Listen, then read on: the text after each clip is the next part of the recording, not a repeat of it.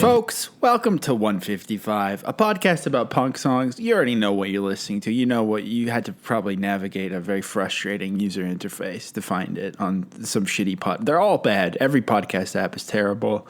I think Pocket Cast is pretty good, actually. I've actually only ever used Apple Podcasts, and I hate it so much. It is so impossible to navigate. Pocket Cast allows me to bring a little taste of my Linux Is this Spawn? phone. Is this Spawn? This is Spawn. Wait, you have a Linux phone? I thought you were still... No, I don't, but I'm saying the idea of at least partially customizing my, rigid iPhone experience with an app that is superior to Apple's preloaded one. It's just a little way of me saying, being a little punk, right? Sometimes I get ads for like these probably malware apps that you can put in your iPhone where you can like change the whole aesthetic and change all the icons. Like you can make them all look like they're like green boogers, or there's other like just vibey aesthetic. You can do that on an iPhone? Yeah, there's some app add-on that, I don't know, hopefully me talking about it out loud will make it That's appear not real. on You our talking stories. with that is going to give you a virus for sure. Yeah, I thought about adding it, but I don't know. Anyways, enough about whatever that was. We're here to talk about Fugazi for the month of August. Now, as we established last week, it's more of a visual gag. It's a sight gag. It's a sight word gag. It's not really... I don't know how to pronounce it. I guessed it on actually 2 podcasts last week. I'm really putting in the work to get the word out. Wow. I don't know. While you're busy, whatever. I don't even know what you're doing over there. Deals. I can't... Whatever our old bit used to be. Yeah, who knows? But I was trying to tell these other people what we're doing this month, and I kept stumbling over my own words because I don't know how to pronounce... F-U-G-U-Z-T. So since neither you nor I can figure out how to pronounce the damn thing, I thought we'd ask some of our listeners to try to pronounce the name of this month's theme. So here, I'm not going to, there's absolutely no more free self-promo on the pod unless that does happen. So there's no other words other than just the name of the month from all these people. Thank you for submitting. Whoever you are, this is a bunch of people trying to pronounce the name of the month. Fugast. That was pretty good. That was good. I like that. Okay, well, okay. Vergisst. I didn't like that. No. Fugazist. Fugazist. That one sounded kind of like someone from the All the Small Things TV show. To me, because it had any kind of accent, it sounded like one of those YouTube pronunciation videos. Fugazist. Like you'd have to watch like 20 seconds of nothing and kind of scroll through to get that and be like, okay, I'm ready for my meeting now. Fugazist. Fugazist. Okay, some people are making it 3 syllables, which personally I don't think that's the way, but I feel like you're giving yourself an easy path out of the pronunciation challenge, but... Fugazist. Oh, yeah, a lot of people are saying Fugazist. Fugast. Yeah. Fugast. Okay. Interesting. That's all of them. I feel like, personally, I think we're getting closer, but I also think it's definitely a two-syllable word, just looking at it spelled out. I don't know. How do you feel? Yeah, I don't want to sort of... I appreciate everyone weighing in on it. So it's nothing against any of you. I mean, I think Fugast, to me, sounds like a month dedicated to the music of the Foo Fighters. Like, you do need the visual element that it provides. Even you explaining it both last week and then trying to summarize it just now sort of reminds me of, when you're reading about someone describing a joke in another language, where you're like, not only is it just a joke, but like, this is funny because the words in French for these two things are very closely linked, and there's this old French idiom that it also plays into, and you're like, what the fuck are you talking about? In English, it's like a fox had a pizza, and that's like somehow the most and you're like, witty thing ever. Hilarious. I mean, a fox eating a pizza would be That quite... is pretty funny. Pizza, quite my point is pizza's a little bit played out as a rhetorical device. That's fair. In English, you can get away with saying boy pie, and it will play in your Discord for like a week, which is great. Again, I'll say this. I feel like I'm the only person, me and, Adam from Adam and His Package, we're the only ones who get to pronounce it as it's written and have it sort of make sense and not have it. There's no, hula hoops that I have to jump through. Hula hoops? Is that the expression? I definitely don't think that's right. And I think neither of us remember how to speak to Is this begin regular with. hoops? I was like, something bad's happening right now. Yeah, I don't Jumping know. through hula hoops. I think what the fuck? The fact that we can't get there is a sign that we're on the right path. We've kind of achieved some new level of the sublime, reaching out for the impossible. So, I mean, that really makes me feel like this is a holy pursuit. But thank you for submitting. I don't think any of those really satisfied my need, but I don't think that human language. I mean, it feels like Arrival or something. We need like some kind of. Yeah, we gotta get some sort of space linguist. I don't really remember the plot of that movie either, so I don't really know what I'm talking about. Just know the memes. Yeah. All right. Well, there's something else we could do called Punk News.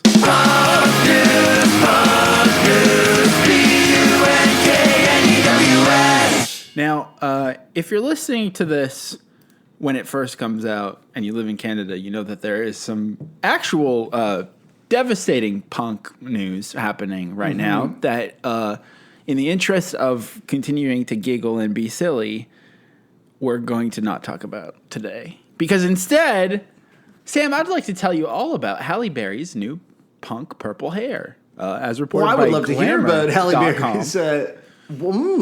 Interesting. Wait, which one? Because I also saw some news about her. So which website are you on? Oh, I'm on Glad. Oh, yeah. Is there actually two? Is there two people, or was it maybe aggregated? There's not. Maybe there's just the one. Okay. I think it's just.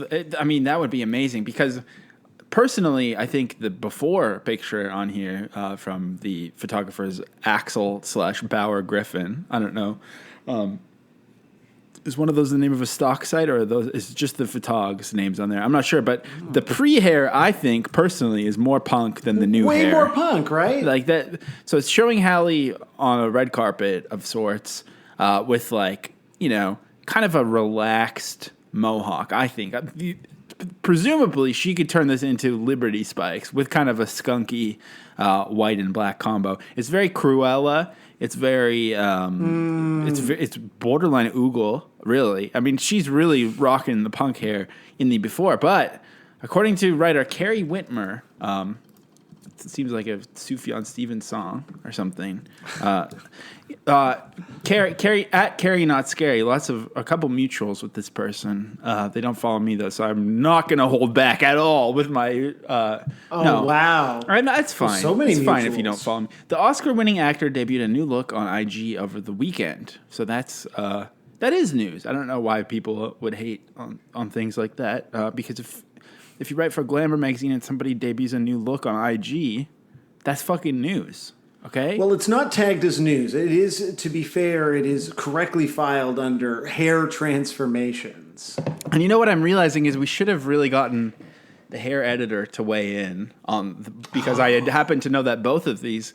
Maybe I'll forget, and this will be really awkward, or maybe we'll edit in a quick minute or two from the hair editor. If you do forget, maybe we can sort of get some commentary and put it in the Discord. That's a great reason to join us because on the we Discord. do both have this is hair punk news this week in our effort to sort of sidestep the that's true horrifying sidestep like an immense tragedy that has unfolded here in Canada today. Yeah. No, instead we're talking about Carrie Whitmer, we're talking about Halle Berry. We're talking about punk rock subculture. Halle Berry is in her punk era, writes Carrie. The color purple has always been iconic, true. From Barney the Dinosaur to Lady Gaga's House of Gucci UK premiere gown. Now, I think Carrie's having a little bit of fun with this copy, I think. But, I mean, it's true also. When I think of purple, those are the... I mean, it is... Barney does sort of own purple. Lady, and I'll admit I'm not Prince, enough of a maybe? Gooch head. Yeah. Oh, right. I forgot the movie's called House of Gucci. I was like, wait, you think that Lady Gaga's fans are called Gooch heads? That's so nasty. Yeah. Her little gooches. Okay. All right. You keep getting more cancelable each punk news segment this month. And now it's coming for our hair. Over the weekend, the Oscar-winning actor and hair trendsetter Just ask the 1990s. Okay, I would like to see what this is referencing from the her iconic 1990s. I guess. Oh yeah, I see. She kind of had. I don't know what that haircut's called. A bob, maybe, or I'm not sure. Yeah, we really did need the hair editor. I don't think that's a bob, but I don't know what a bob is. No, I don't think it's not a haircut. bob. It's not a bob. I just like to say calling a haircut a bob, I think, is really fun. It is really funny. Is there a haircut that's called like the Dave? Right. The Doug. Bob and Doug. I mean, I guess I guess there is in many ways a Bob and Doug, but I'm just imagining getting a haircut that's like, this is the Mike. So Carrie says that this new haircut is a dazzlingly deep purple. Carrie, I don't think it's very deep, but and again, it is dazzling. Deep purple. Now there's a musical act that you could have referenced if you wanted to. On Saturday, August 6th, Barry shared an Instagram grid post starring her new bold hairstyle. Barry's shaggy and asymmetrical haircut was styled in tight purple curls. Before this look, Barry wore her hair in the same style, but the longer pieces were platinum blonde. I know I look like I'm doing nothing, but my hair is quite busy, Barry wrote in the post's caption, adding a crying, laughing emoji at the end. Here's what Barry looks like with purple hair. Now, I think this purple hair is sick, but I don't really think it looks. So personally, it doesn't look. It looks kind of like Zoomer hair a little bit. It has like the Zoomer, the sort of much memed about Zoomer curls. But maybe it's punk in that sense, in sort of a modern way. Like maybe she looks like she could be kind of a Youngblood stan or something. But at least I'm not seeing. This isn't like Travis Barker referencing punk. Yeah, I mean the number one punk of our era, maybe of any era. It's fun. I had the same reaction when I opened this up. I thought the first photo was the punk one, except that it is expressly about the punk purple hair. But I do think the statement that Halle Berry is in her punk era, to me, then just feels accurate. So I thought the other one was a little more like punk, but this is still like. So you're saying maybe the fact that Halle Berry in and of herself being a trendsetter, being a woman in Hollywood, being in obscure projects that famously maybe didn't crack the mainstream like Catwoman, that makes Halle Berry a punk. So no matter what her hair is, it's punk, is what you're saying. Exactly. So like when we listen to songs by our band, the band that we're covering this month that like maybe stretch the definition of what a punk song is, it is punk because it's being done by punks, and Halle Berry is it at very least in her punk era. I'm not going to say is or is not punk. That's not for me to decide. Now, how long do you think is an era?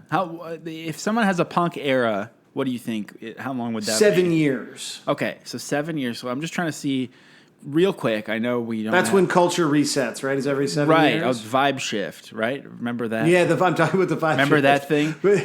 Okay, so in the I'm just trying to see. So she was in. Do you think that starring in John Wick Chapter 3 Parabellum would have been enough to be part of the vibe shift, or do you think post that? I mean, that's pretty punk. No, because I think John Wick is both punk and part of the vibe shift. Okay, so. Yeah, I could see maybe starting around there, or being in a Kingsman sequel is kind of probably a big flop for everyone involved.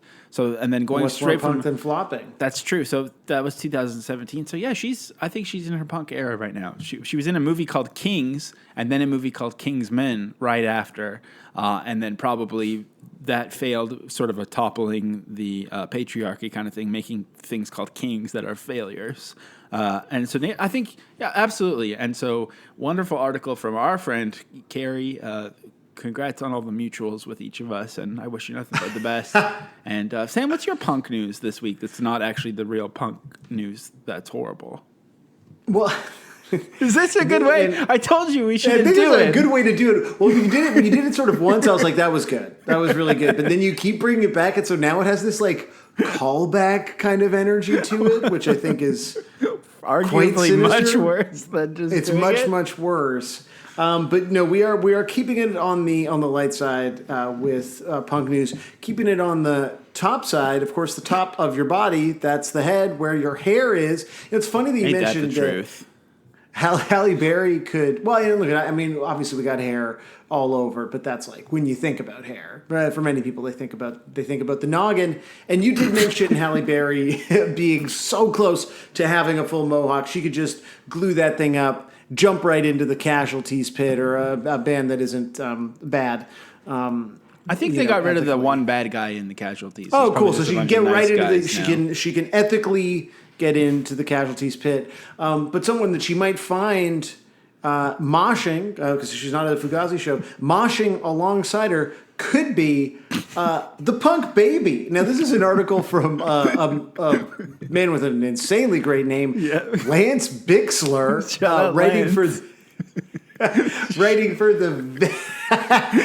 for the Vigor Times. Now, the Vigor Times, I think, is called that because they are vigorous. I mean, Lance Bixler, first of all, you click that name, there is like 12 articles that are written with the published date of tomorrow from right now. I guess wherever the Vigor Times is, either they're from the future or, or I guess maybe it's from India. Is it already tomorrow in India right now? Could be that. Or just Lance Bixler is reporting from the future, here to warn us about Olivia Newton-John and other various things happening.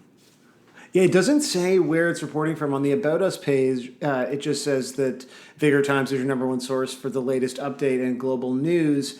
And then it says, founded in 2020 by Khan. Vigor Times has come a long way from its beginnings. Oh, in India. There we go. But I just love that. And then it's, signed off. The About Us is sincerely Khan. So the mononymous, the mononym. Mononymous.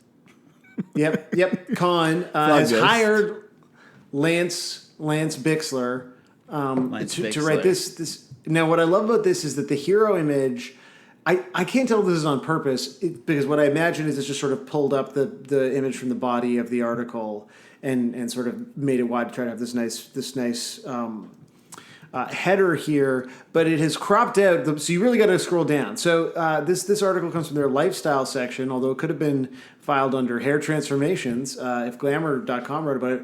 Punk Baby was born with a natural mohawk. And you're thinking, all I can see is this Punk Baby's punk face. I can't see the mohawk. Scroll down. Okay. So you got to be careful who you're asking to show the hawk to. This six-week-old baby is already a pint-sized punk rocker, as he was born with a natural, perfect mohawk that leaves strangers stunned on the street. Nicole Green, 41, from Lewes, East Sussex. Lewes? How do you pronounce all these? Lewes. East Sussex was stunned when at just a few days old, Emerson Blake Nutley's Come on. Emerson Blake Nutley. Good Lord. Have some respect. That's not right. You're already fucking up your kid's hair to get in the Vigor Times. Well, no, it's not fucked up because according to Nicole Green from Lewes, East Sussex, EBN's blonde locks stuck up in a natural mohawk, quipping that it looks as though he's been electrocuted. Since then, the pint-sized punk's locks have gotten even longer, but continue to defy gravity and stand up on end in the rebellious style. Cute photos of Emerson show him sporting the shocking do, and in one snap, the banana baby grown grout-clad. What the fuck is it? In one snap, the baby. There's some like the banana baby grow-clad tot. What is banana baby grow like a brand? Like, would you be like the Levi's clad boy? Oh. Even appears, but it's like so the okay. And in banana one snap, baby the banana clothes. baby grow-clad tot even appears to strike. In quotes, the sign of the horns hand sign, completing his punk persona. The massive blonde hair causes the home organizer business owner to be stopped every time she leaves the house with admiring passerbys flocking around her pram, commenting on his striking do. I would never, ever in my life comment on a baby's appearance unsolicited. Can you imagine? That's so weird. The baby is in the pram, and you're walking by, and you go, I guess you're in Lewes, Sussex, so I don't know what sort of accent that would be. You're just like, hello there. Does your baby have a perfect natural mohawk? I guess you're Australian. Also, it doesn't. Like, it also has the kind of Friar Tuck bald. This baby's hair looks like shit. is all I'm trying to get at here. It looks terrible. This baby looks washed as fuck, like an old aging punk who needs to give up the dream. And that's a sad way to be at only 6 weeks old. But here's the other thing I'd like to say, and not to put Lance Bixler and Vigor Times and little baby Nutley on blast, but I don't think 6 weeks into being born you can really say that the baby was born with a natural mohawk. I'd like to have seen sort of like, even when it's still covered in fluids, what does its hair look like? Because that's a natural mohawk, I think. You know, fresh off the umbilical. That's true. Before you've cut.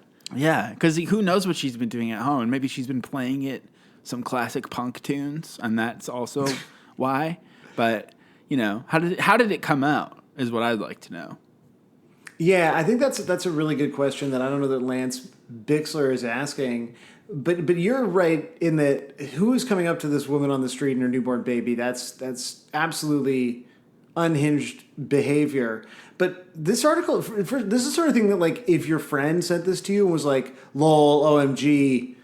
I would think they had been hacked. If my friend sent this to me and wrote LOL OMG, the article, the photo, it's their baby. Okay. It's their baby. Your friend had a baby. I was thinking, they said, "Lol, Emerson should do the pod next week." This is one of those articles that I think like sends everyone in your contact list from church like a video of a car wash girl that looks like it's frozen, and they click it, and then it sends it to everyone they know. That's what kind of article I think this is. But sorry, what were you saying?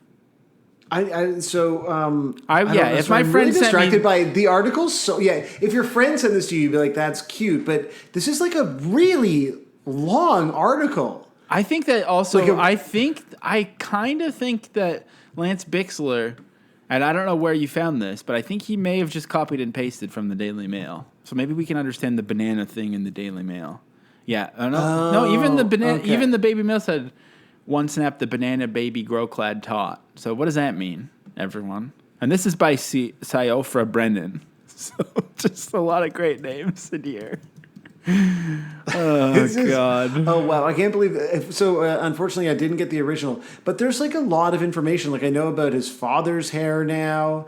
Is it punk? Or is it kind of post-punk? It sounds like, but I want a photo of it. Now, regardless of what she does with Emerson's hair, this is written with the picture of his mother, I guess, including wetting, washing, and brushing it, it sticks up in the air. But it appears the tiny tot takes after landscape gardener dad Tom Nutley, 40, who...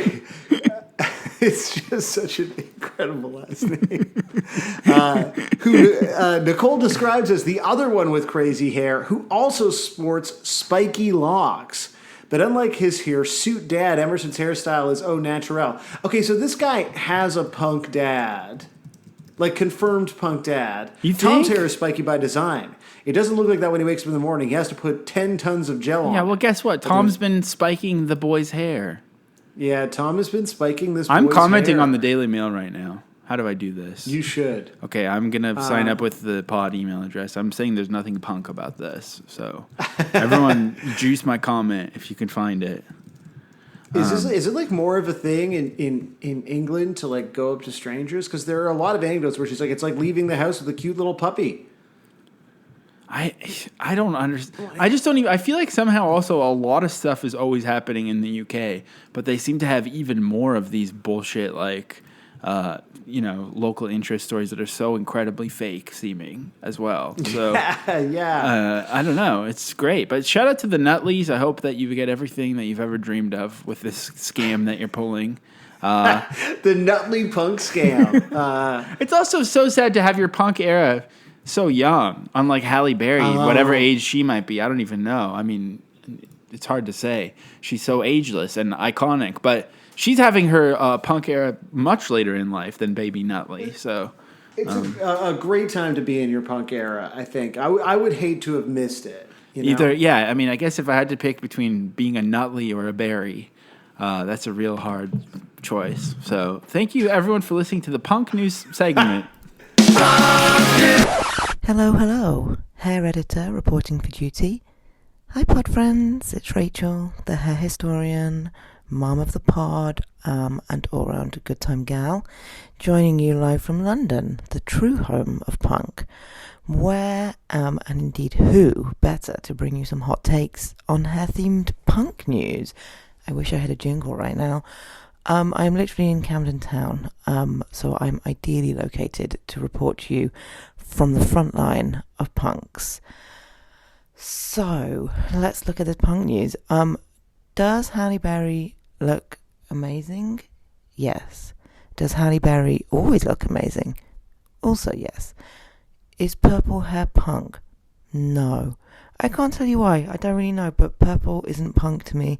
I think it's too much of a royal colour, it's too luxe, it's not punk, unless we're talking sea punk, of course, but let's never talk sea punk. What I will say from a technical perspective, as the hair editor, is that her curls are really great, given that they'll have been bleached first and then coloured, so for a double process colour, as we call it, they look great.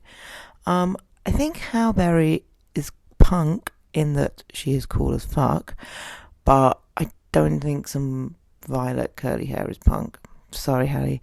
But I don't imagine you care what we think because you're cool anyway. So fine. Enjoy your purple hair. Good for you.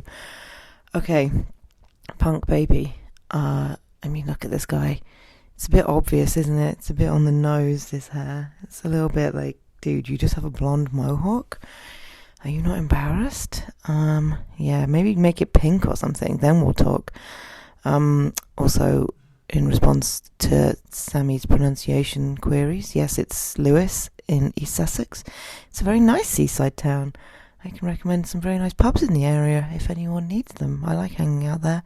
In terms of the baby's hair, though, I controversially don't accept that this hair is doing this naturally. Especially with the punk dad presence. I think something fishy's going on there. I mean, sure, you get babies with lots of hair, but this looks a little bit suspect to me. I think they've had a hairdryer on it and some hairspray or something. That's my theory. I feel like he's like a little Boris Johnson baby. I don't like it. Also, babies are dumb. Okay, they're my hot takes on the hair news. Wish I had a jingle again. Bye!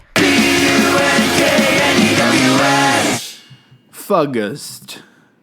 That's how you say it. Fuggist. Fuggist. Right? We're running back. Let's play all the samples again. Maybe the way that it should be said is all of those attempts at pronouncing it layered on top of each other. Okay, maybe I don't know if I can click them all fast enough. Fugazi.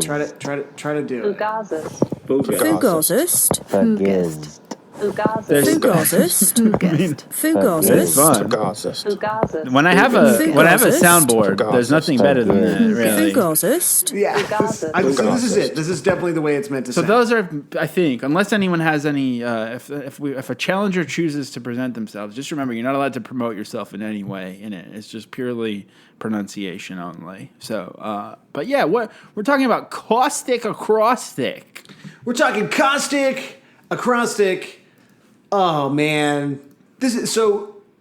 You and I are having a good month. We talked about this a little bit in the Sclusy. Like, I've only been listening to Fugazi since last week. You have been sort of sending me messages all day about the different Fugazi The songs tunes I'm you've been loving. listening to. Yeah, it's Everything I think we knew we wanted to do something from End Hits, and originally we were gonna do Break, which is fucking awesome. But this feels like a more interesting representation of, at least for me, what I like about this record. Whereas like Break is like a very much its own kind of thing. This is more of a complete song. Also, I fucking love this song. What is your End Hitsy relationship? What is your particular memories of Caustic Acrostic, if you have any, besides just it being fucking sick as hell? Well, End Hits reminds me of my friend Adam F. Shout out Adam, one of the all-time greats. He always loved End Hits, and I was always, because I started with Red Medicine, which was really tough, I always just ended up loving The Argument, which I still think is probably up there. But he loved End Hits, and then it really got me into it. And so I always think of him and hanging out with him. So I have this like nice kind of association with it. I also think that I don't usually like Guy songs as much. I think that Guy is like... I was thinking that too. He was always the thing that I struggled with the fucking most. At first, you look at Fugazi like visually and you're like, oh, that's like the coolest, most handsomest basketball guy. And he says the motherfucker thing. He's like kind of like the more memey one. But his songs, I always thought sounded like David Usher from Moist. Especially on Red Medicine. He has this like nasty delivery that took me a long time to get used to. And he's also like the most, like, I would say he seems the most Montreal Gen X. Like, he seems like the kind of guy who like goes to cafes that have broken, every table and chair is broken, and it's a vegan restaurant where everything is made with black beans and orange slices, and they're like, try our vegan Big Mac, but it's just like black beans and orange slices and shredded carrots. Every dish is that. He's that kind of guy. He's probably like, he's the most like likely to be friends with Ephraim. He's kind of like, he's just like a specific kind of Gen X guy that I used to think was cool, but then I think he almost he's like a high top cons kind of guy, whereas Ian is more of maybe Docs, at worst Blundstones. Like, he's just like, he exists in this whole world of like serious guy, perpetually 40-year-old man vibe, which I realize soon that we're going to have to start saying 50-year-old if we want to be ageist, which is scary. we should start doing it now, just so the shift is not as obvious. But I think this song actually makes Guy make sense for me the most across all of the other songs. Like, it's like super Rickenbacker-y. The like riff is super Rickenbacker-y. His voice goes to like weird warbly places, but not... It's like, it sort of eases you into it. If I had heard this one first, I would probably love every Guy song instantly. So I think this is like an excellent entry point into the Guy world, I think. I think yeah, that's all like things that I completely agree with, but I don't think I'd ever thought about that much. But when I think about trying to get into this band, which is like such a theme of this month, it was like his particular style. And I still kind of feel like Guy songs, even listening to them now, we talked about this in the exclusive of like you accusing me of, or not accusing me of being surprised that I like this band, because this feels like a band that I shouldn't like because they're like too good for me or whatever. I mean, but like, I didn't say that out loud, but right, yeah, check it out, patreon.com/155pod, folks. There's a lot of conflict today. His like whole thing, like it feels like when you and I are watching covers videos and we're like, okay, this band, where's this band from? They must be from somewhere interesting. I don't know. We do some like horrible infantilizing thing where we're like, these people are not native English singers or whatever. And that's these people definitely could not take the bus without help over here, if you know what I'm saying. Yeah, this is just need a kindly local. So same. There's like something about the way that he sings where it's like he's doing an impression, you know, and like we very recently were talking about sort of an era of hardcore, post-hardcore, like the La Dispute kind of caustic yelping of it all, and like there's a very clear through line for me from like Guy to that stuff that I fucking hate, and this is the absolute like end of the line for me. Whereas like the things that like Ian is able to do with his voice is I feel like there's just more of a melodic range, like a and a sort of consistent. Well, he's still doing more yelling too. I don't know, like. But when he sings in Break, it's like he has this like very like arrestingly bad but simple and therefore incredibly compelling and unique singing voice. Whereas it feels like Guy is always like, come on, like, why are you fucking what voice are you doing, man? And I do, and I will say I also do love when we get Joe Lally singing. I think he has a very neat middling voice. But I agree with you. We're like, this is. And maybe I feel the same way because I was coming at it through like some of what is in my mind the more. Now I'm saying caustic not on purpose because it's the only word I can think of. Stefan in on the Kill Taker, which was my interest point. But like if this was it, you'd be like, oh, I get it, and that helps frame it. Like this is to me like the perfect Guy song. Oh my god! And also like the drums are so sick, and then the way that it's like, oh my god, it's so like, cool. Everything about this to me feels like what I like about this band, where there's this like super hooky thing happening, but then like some very interesting like sound way of playing guitar where you're like, what the fuck? And the drums are like so crisp and perfect, but they're not like crisp and perfect in a John Feldman way. But they're not like artificially gritty or shitty sounding. They sound amazing, but they sound like fucking drums. Like, to me, no band sounds more like the fantasy version of a real band playing in a room than Fugazi.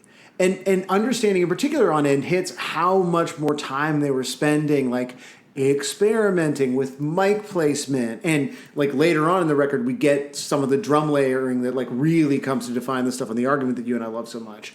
But like listening to this song, you're like, oh my god, it sounds like you are sitting in the middle of a room with this band playing this fucking sick song around you. But if you actually were to hear that, it would sound like shit. Instead, like it is this like combination of all the things that this band does well, including like the outro riff is so hilariously stanky. Like if you played that riff not the way they're playing it and not recorded the way that it's recorded on this album, but like if 3 Days Grace were to play the riff at the end of the song, it would be like the best but also like least outstanding 3 Days Grace riff you would ever fucking heard. It's true. Also, I think like sometimes I know people don't listen to the songs and they just want to hear us babble for some reason, and I assume that these 5 minutes where we share our actual feelings about it before we just like talk about whatever DeviantArt or whatever the whole time, this must be painful. But so I think, you know, if you haven't ever heard this song, you really should actually listen to this one because it's all the stuff we just said. It contains an entire world, but it is also only 2 minutes long, which I think is something I don't love about Fugazi, is that they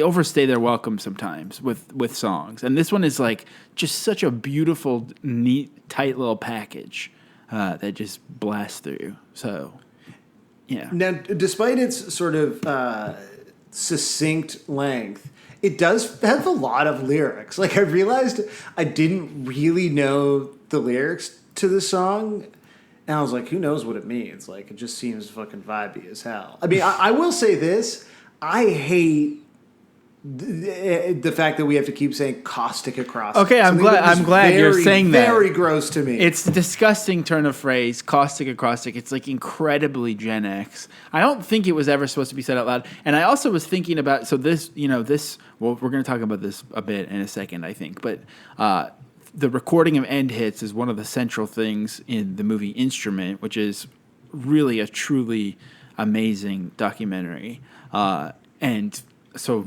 that's kind of like at the center of it, is them recording this album. And I forget where I'm going with. Oh, and then in Instrument, they show the acrostic that actually is supposedly what they're like. I know the word Fugazi has had all kinds of meanings, and it's on like every Future song now, and it's on Wolf of Wall Street and stuff. But in the movie, in Instrument, it says "fucked up, got ambushed, zipped in." And so that's what Fugazi stands for. And in fact, I found, the kind of thing that just made me realize, like, I just really don't want to ever post a joke about music ever again in my life. I'm not even going to say who this user is because I don't want to put them on blast when I'm saying I hate this tweet so much. But it says, Q, what did the Fugazi fans say upon learning the origin of the band's name is a contraction of fucked up, got ambushed, zipped in?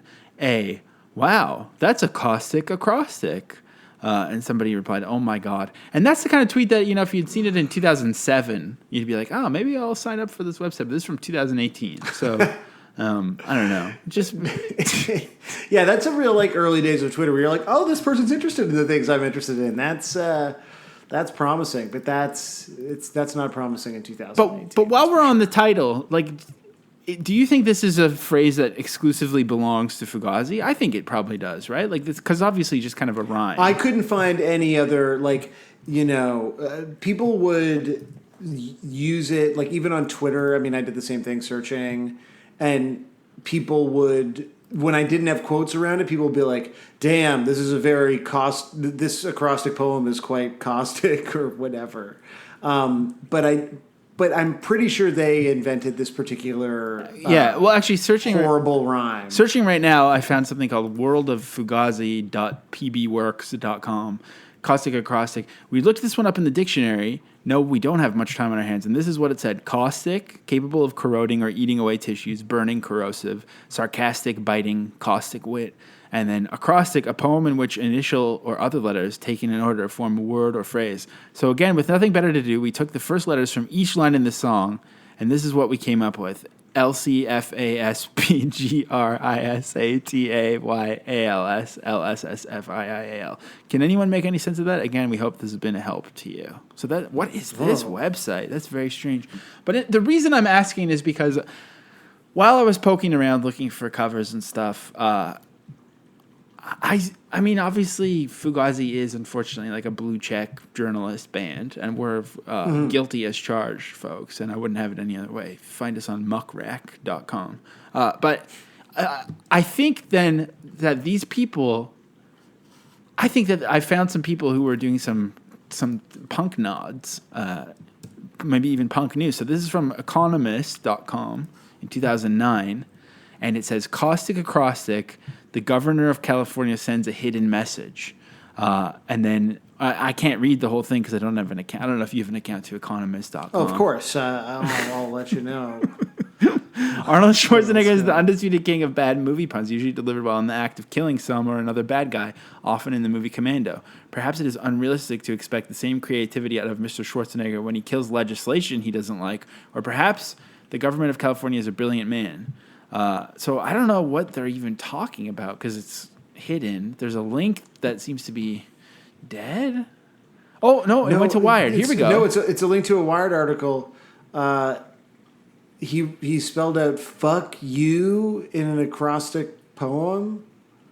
That's pretty good. That's sick as hell. But anyway, that's awesome. So Arnold Schwarzenegger wrote "fuck you" with his own caustic acrostic. But whoever wrote this for The Economist did give the headline "caustic acrostic." So I think that's a tip of the hat. That's got to be a tip of the hat. That's punker economics. And then Lovin Cars, the Twitter user LUVINCARZ, tweeted an article from Car and Driver, which says, Caustic Acrostic with ACR, all caps, badass Dodge ACR Viper concept debuts.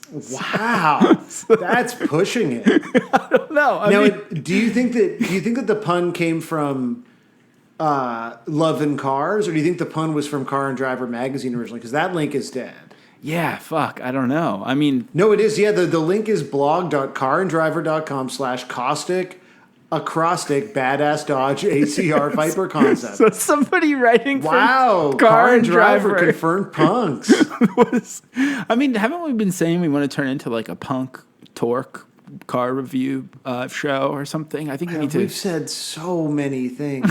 I think that was a fairly recent one, but it turns out Car and Driver beat us to it because that's so funny. Like to just and then to find these little crumbs left for people like us to gobble up. What does that even mean? What's the Dodge? I'm going to look that up. Dodge ACR. It's obviously a car. Viper.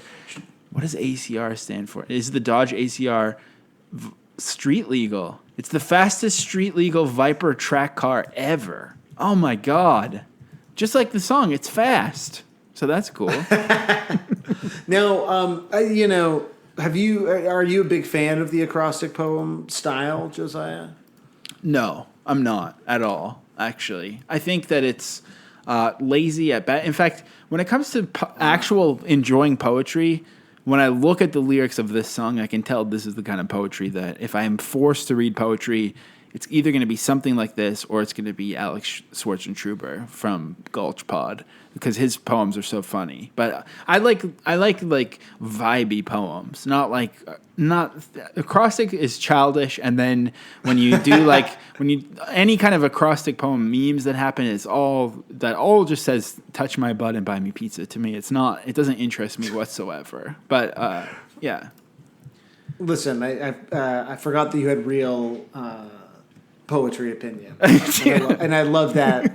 I love that about you. In terms of the poetry of this song, do you have any sense in your mind like what this song is about? Like, okay, the first verse, lights out for the cynical sharps, for the wide-eyed foils and all attendant props, supporters of Flash and pan-fried fucks who grease like cops throwing around their body weight, and I feel dangerous and vexed, swinging 2-ton second guess, and every motion just cuts too cruel, and the implications that you're implicated like a caustic acrostic spelling out your name.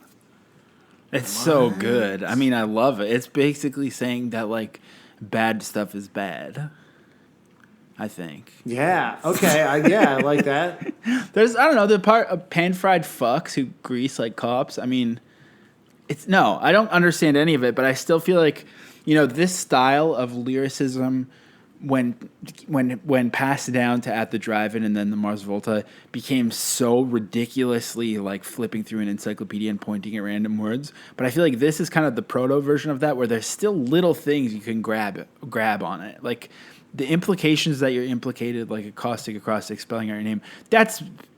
There's enough there to go on. They're saying, like, I'm serious. They're saying some bad Someone shit in is bad. wrote a bad poem about you. Like J, jerk.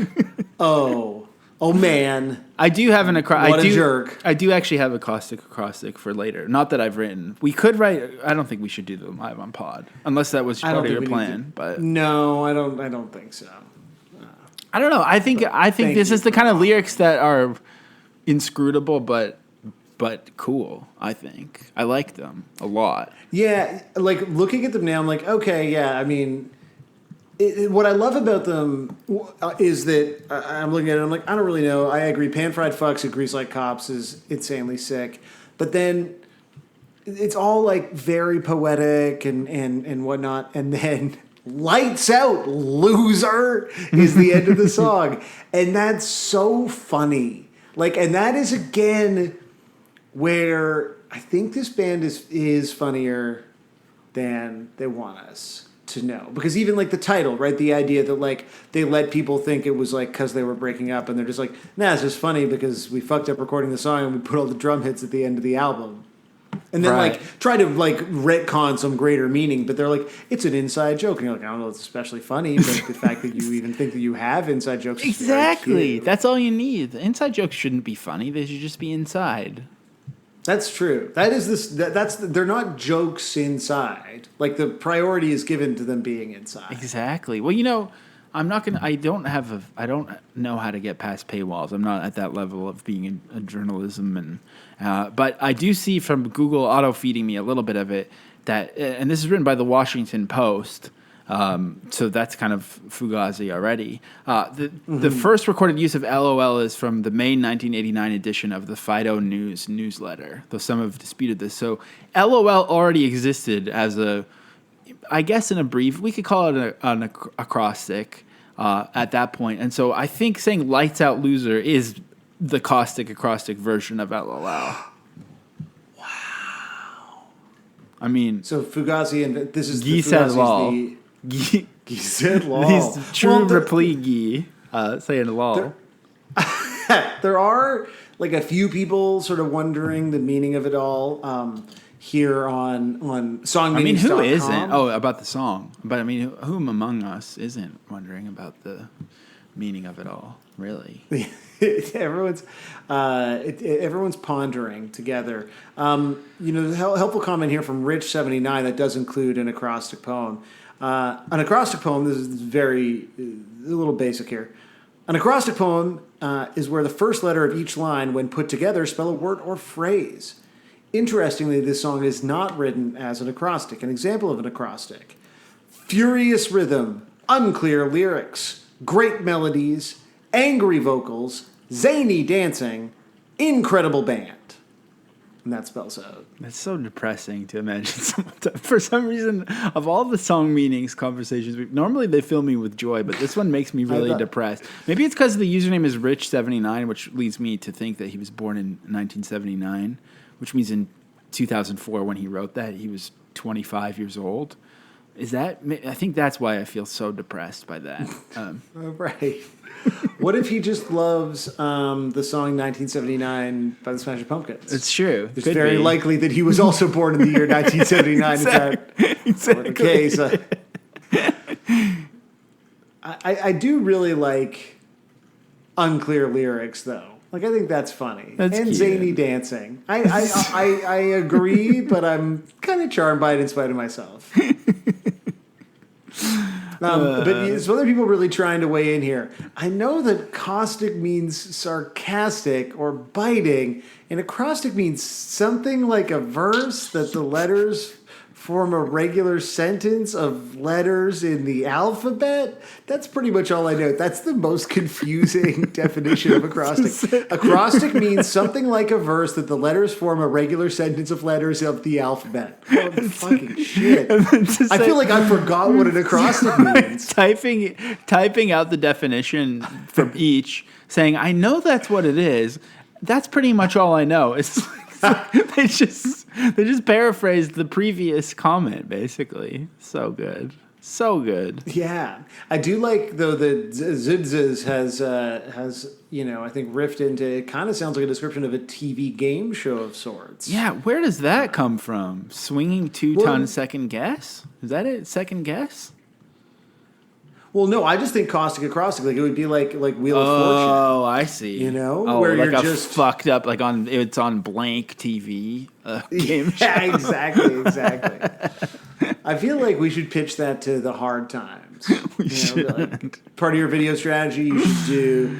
Like this could be a fun word game that you play with all the bands that you interview. I mean, Dan Ozzie presents the caustic acrostic.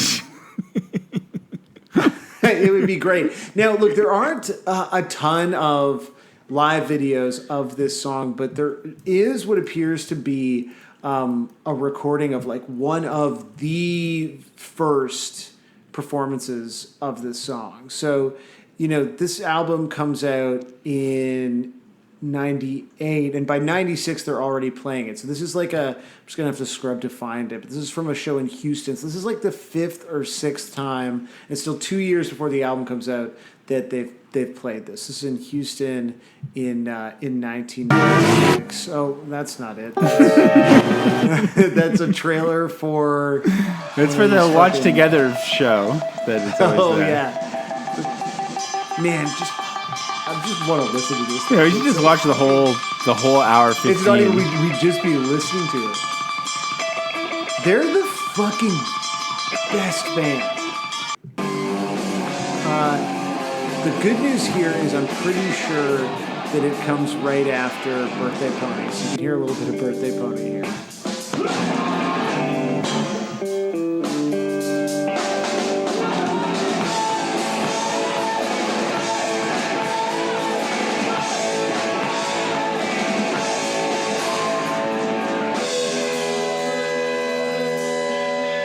This is, in my mind, your favorite Fugazi song. It's so bad. It is my birthday. It is my birthday month, though. So Damn. I was born on August 21st. So maybe we should do Birthday Pony. I think we should. Okay, so this is basically it. So That whoop. it's so good. It's so fucking cool.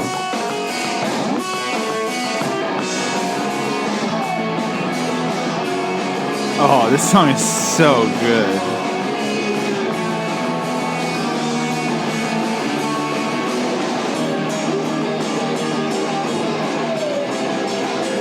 This part's kind of weird. It's kind of like, it gets like Beatlesy here. You can already hear the Beatles in it a little bit. Totally, and this is also like the way this is recorded is like.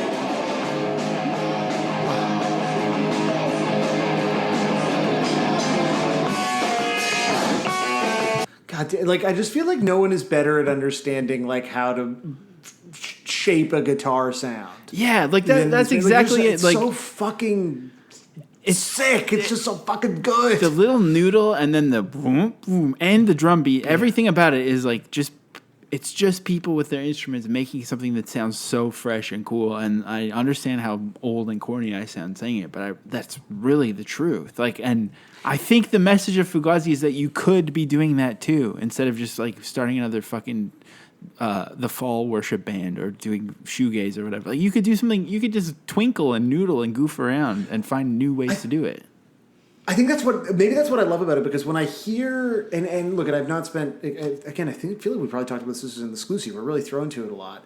Is like what I don't like about other bands, like say Sonic Youth, is that I don't hear the same economy, I guess. And so what's so amazing about that is like, yes, it's a great guitar hook, but like everything that they're doing that is even atonal is being done in this like remarkably hooky way that is like never like for so much of that song, like the one guitar is just like mute. Like when we were watching those Repeater live videos last week, we couldn't believe like how little Ian is playing guitar at various points. Yeah. And I feel like they have this innate understanding of how to do things that are like highly, that do occupy a huge amount of like sonic space, that are like very aggressive. Like nothing defines the journalist's favorite term, angular guitars, like this band.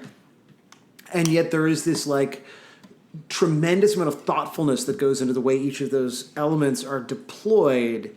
And it ends up making it like, just unexpectedly hooky, which is it's almost like the way that it's angular is not the guitar parts in and of themselves. It's the way that they create tension amongst each other. But like the little noodle at the start of the song, you could turn into like a huge Blink-182 style anthem too, if you did a different chord progression under it. That's what's so funny is like, being intimately acquainted with the history of this band, as we all are, where, they stay on Discord and all these major labels are trying to give them money and they won't do it. And so they sign every other fucking band that they can get their hands on. They can never get Fugazi. And you're like, yeah, but like, Nirvana songs were ostensibly pop songs. Jawbox songs are like a little more Fugazi-ish, but they're basically pop songs. But ultimately, like knowing still that these were sort of songs with sort of pop structure, it's shocking to me listening to it now where you're like, oh, what would have happened? Because there is no world in which this band is like a full major label, like punk, grunge success or whatever. I don't think. Not the way that they ended up progressing, in particular, like from Red Medicine on. But you do hear when you're listening to these songs, you're like, fuck, so someone more cynical and with different, or not necessarily more cynical, someone just with like literally different goals than this band had, could take like 3 different parts of this song and build a gigantic fucking awesome rock song. Yeah. Actually, to me, this song sounds like somebody, because we're going to talk about it in a second, that there's the slow version of it. I feel like a mid-tempo version of this song would be almost an Oasis song. Like it actually just sounds like someone who only knows how to play Oasis trying to play a hardcore song. Yeah, completely. Let's listen to this is like one of the other like really good live videos of it. This is them playing it in Hamburg then in Acrostic. 1998. How he said it? Caustic, acrostic. So out of tune, Ian.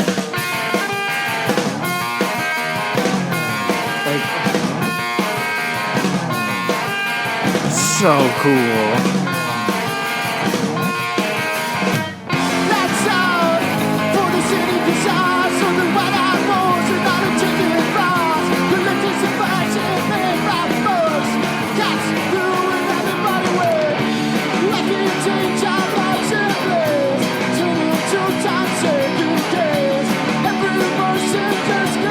Dude, those chords are so silly.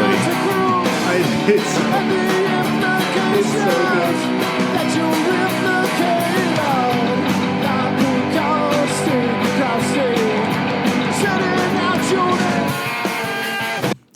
It's so cool. I love it. Now, should we? Because I had this sort of in the ostensibly the live video section, and I believe we are going to do a exclusive about instrument this month, unless you want to delete me saying that. But yeah, well, we'll see. I mean, if who cares? No one's even listening to this. We'll do the exclusive about instrument. We'll do a exclusive where we reveal our deepest, innermost secrets, and where we say what we really think about each other and each of you one by one. Whatever you want to do, us to do, we'll do it. No, I would love to talk about instrument. I love that movie so much. I think for me, what's holding me back from it is even though I love it, the idea of having to watch a 2-hour movie is just like so much, even though I've already watched it like 5 times. I'm just like, oh. And it's like fucking perfect. But I get it. It's, it's just 2 hours of vibes. And so as you mentioned, End Hits is like a big part.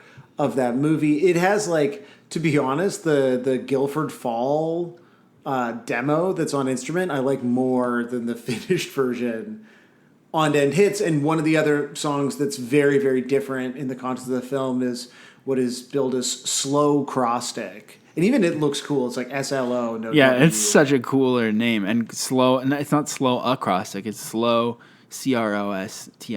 So sick. Yeah. So let's listen to Slow Acrostic from Instrument.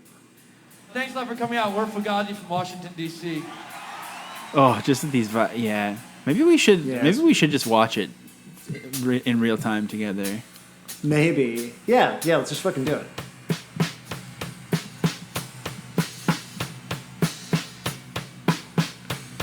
This is so sick.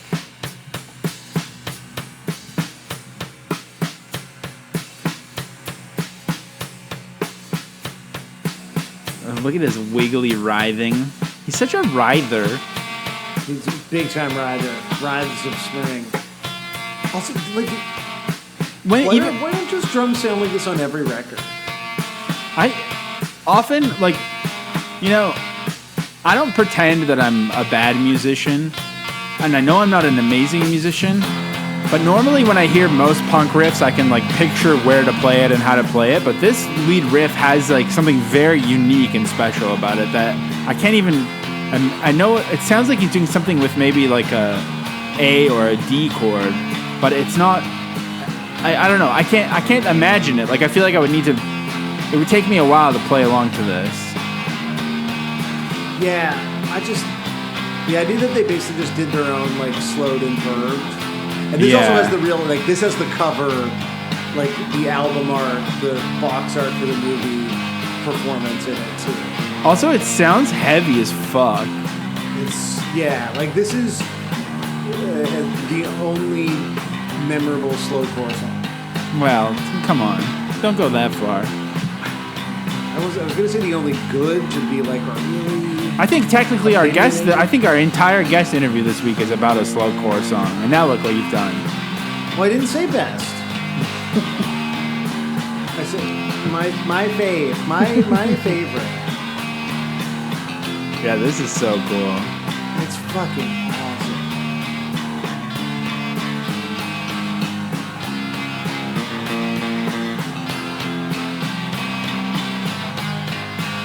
Like, what is that riff? It also sounds like he's improvising half of it, because it's like, oh, it's so cool. Just vibing out. Just fucking cool. So, slow Caustic, Caustic Acrostic, Fugazi. It's all happening right now. It's all happening. You know, we did. I feel like we're going to sort of pivot into covers soon, and so I'm closing my tabs. And one of the other things that I thought I felt was compelling about doing this is how many times in my life I have tried to make end hits happen. Like a newsletter, right. There's like a video series on the This Exists channel. It's such a sick phrase, first of all. It's so I so understand sick. It just looks so fucking good. Like, I think this is the coolest album cover that Fugazi. And they have, like, pretty much all of them are sick as hell.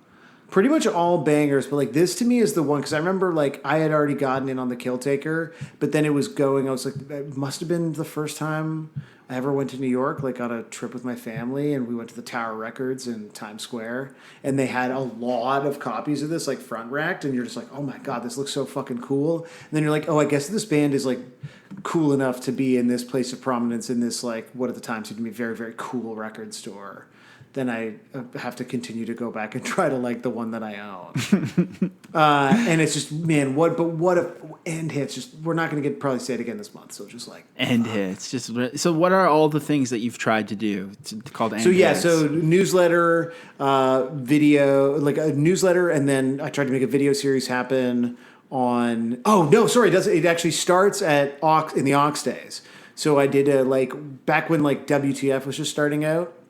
Like podcasts were a burgeoning thing. I've had a podcast called End Hits that was like long form interviews with musicians.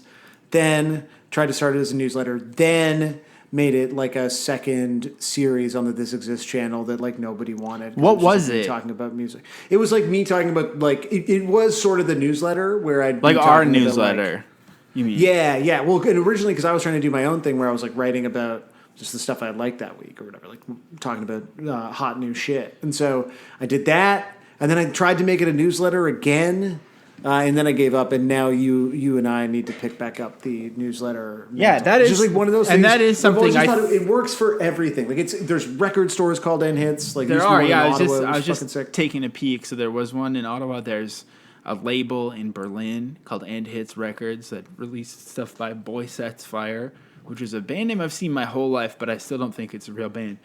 There's a beer called And Hits by Dewey Beer Company. That's nasty. I don't want a Dewey beer. And then Ottawa's record store. I mean, I still think you could have really gone. You owned it, I think. Thanks, man. I appreciate that. Yeah. Wow. Well, before we get into covers fully, I think there's a couple of things I want to quickly show you, as long as you're not going to pee yourself, if you have a few more minutes before our much needed bladder break. I'm good. My bladder is strong, but thank you for checking in. How about your penis and your testy? How's everything feel? Give us let's do a quick physical right now. A quick top to bottom check. I'd say like pretty normal. I mean, it's hot here. Yeah.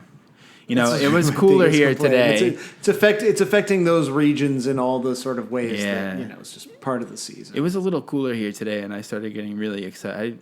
I metaphorically, but not literally, flew too close to the sun and put on pants and turned off the AC, and now I'm sitting in a swamp again. So. You're just steaming up down there, right? Yeah, but all right, real quick. This is someone, I found this on Twitter.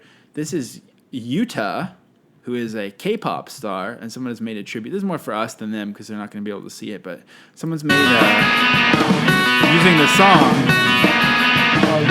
Amazing. So it's just an edit by Iffy Tomorrow, was IFFYTMRRW, featuring Utah.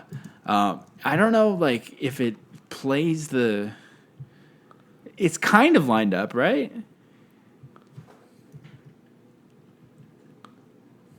I think, is it playing for you? Because it stopped for me. Yeah, okay. It's kind of... are you gone? Did I just break everything?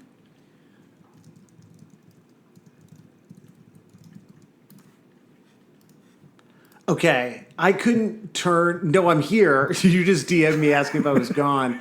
Normally, the video sharing site that you and I used to watch covers and live videos together allows you, the viewer, to control the volume on your end. I know. Can't control and it. that just came through so hot, and I could sense that you were sort of talking, but I figured maybe you were just doing running commentary. And I was like, I'll catch him in 45 seconds when this video's done. It's long, but so do you think that they're trying to make Utah... So this is YUTA Utah Nakamoto, who's a Japanese singer, but a member of the South Korean boy group NCT, 26 years old, born in Osaka, Japan. Now, why do you think that they're trying to make Utah line up with the lyrics? It kind of seems like it almost. This seems like is it just generated by a bot that is just is the account just different songs and photos of him? Because it was so overwhelming for me. The sheer volume of it. That happens to me too. Just sense wise, that I'm struggling to sort of think about it. Besides the fact that it was just so loud. I mean, I'm wondering if there's more of a connection because I just found someone named Utah. What did I say? Or is this a different Utah? What's this person's name? I'm so lost. Okay, no, that's a different person, but someone else who's a stand of someone else named Utah. Utah just tweeted the word Fugazi. It's also so confusing because Fugazi's become such a rap word. I think that's throwing everything off as well. Interesting. But anyways, it has reached Caustic Acrostic for whatever reason has reached Stan Twitter. So I thought that was cool. I wanted to show you this band that's called Caustic Acrostic, just doing kind of EDM stuff. I saw this when I was looking to see if there's any art. I saw this art and I thought maybe it was just an instrumental of Caustic Acrostic. Yeah, it's a whole EP called Soundtrack.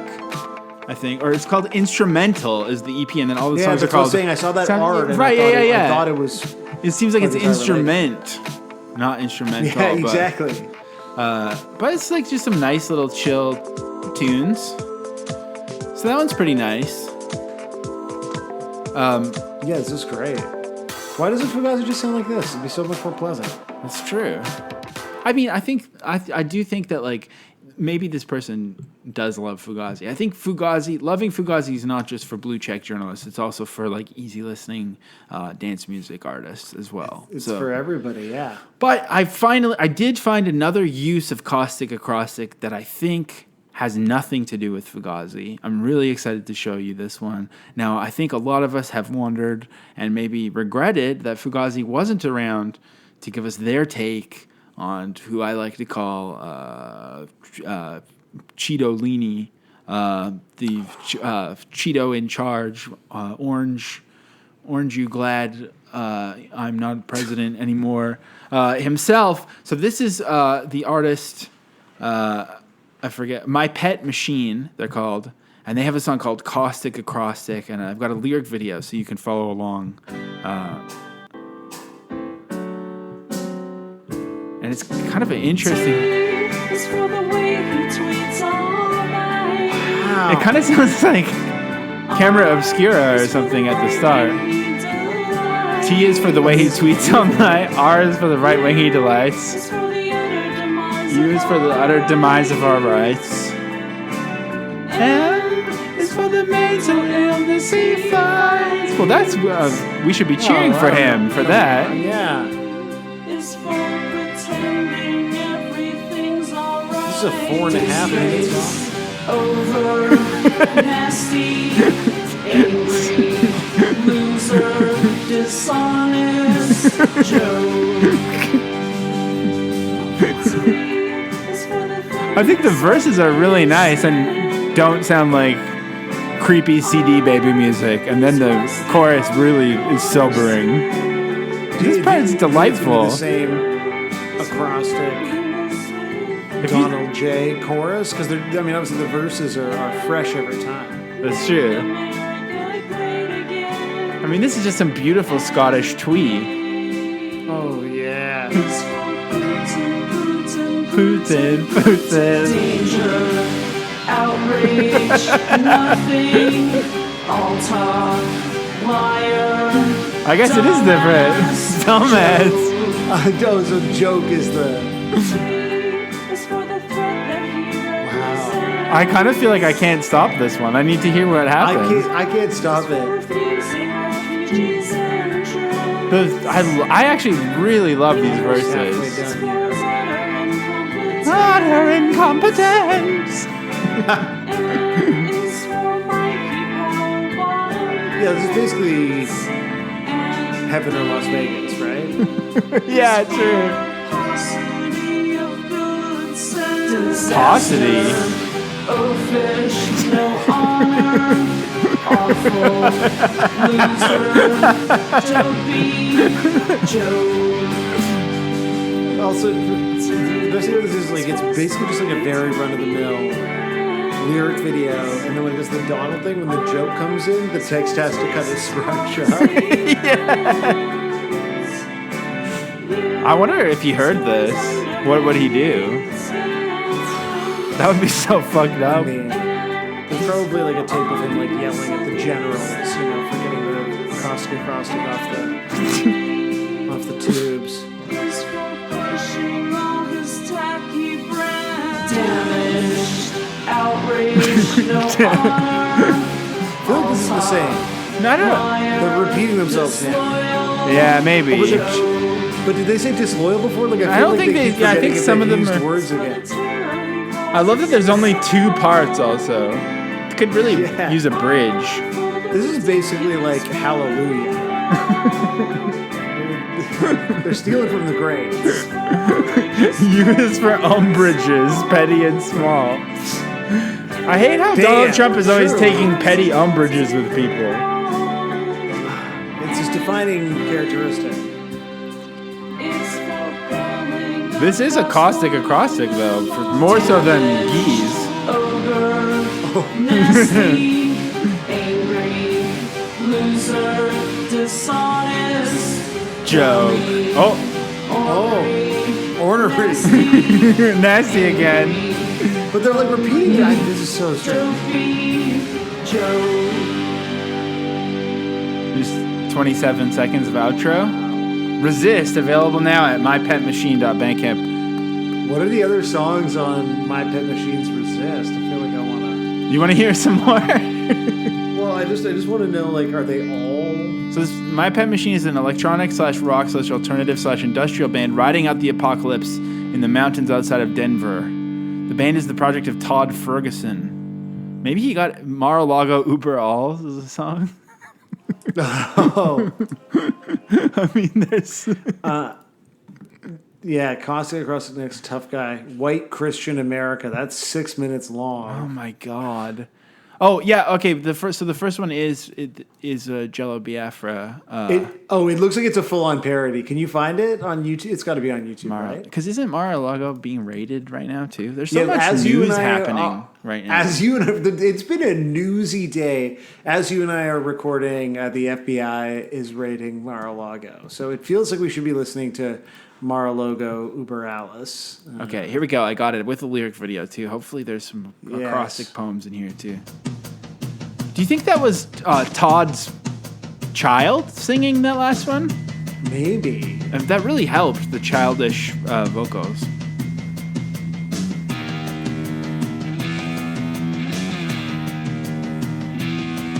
Oh no, vocals on track 4 were by Tiffany Ferguson.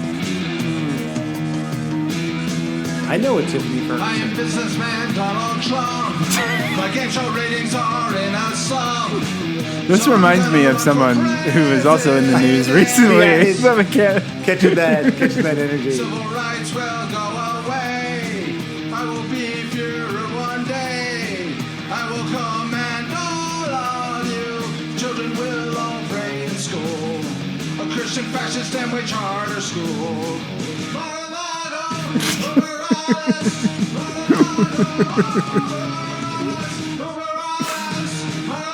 Oh Lord.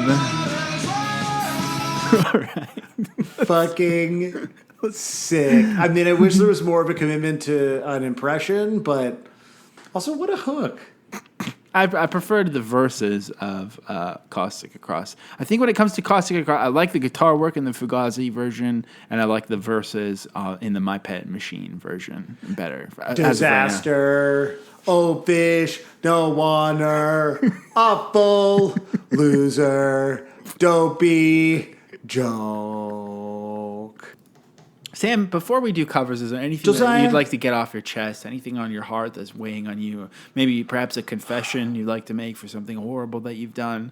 I think, probably no one's listening at this point. It's probably safe to confess your darkest secrets right now, and no one will know. Or if they do, then it'll be a nice little reward for having listened this deep into the show. You know where I like to keep my secrets, Josiah, is behind the paywall at patreon.com/155pod. And to be honest, that is true. I feel like we both said some shit behind the paywall where I'm like, we've just all agreed, we've joked about it from time to time, like, listen.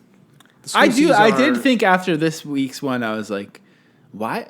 I didn't think I was grumpy today, but then I was like, I said some shit today. I was like talking you said shit. Some shit?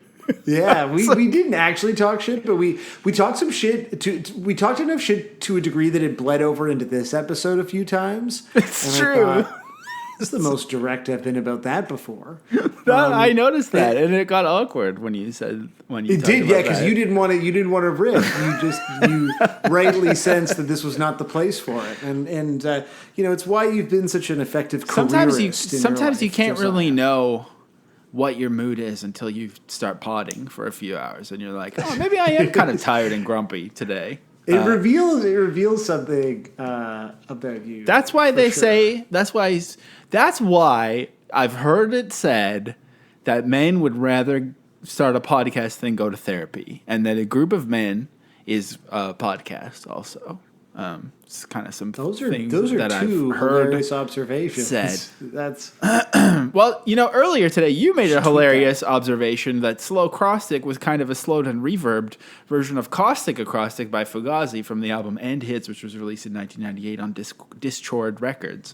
Well, Sam, what if we were to listen to an actual slowed down and reverb version of Caustic Acrostic? Oh, what? It always does a false start. Whenever I do it too, it does a little false start. I try to line it up perfectly with comedic timing, and then Watch Together just fucks me over every time. Oh, that's pretty good. The boom. Yes.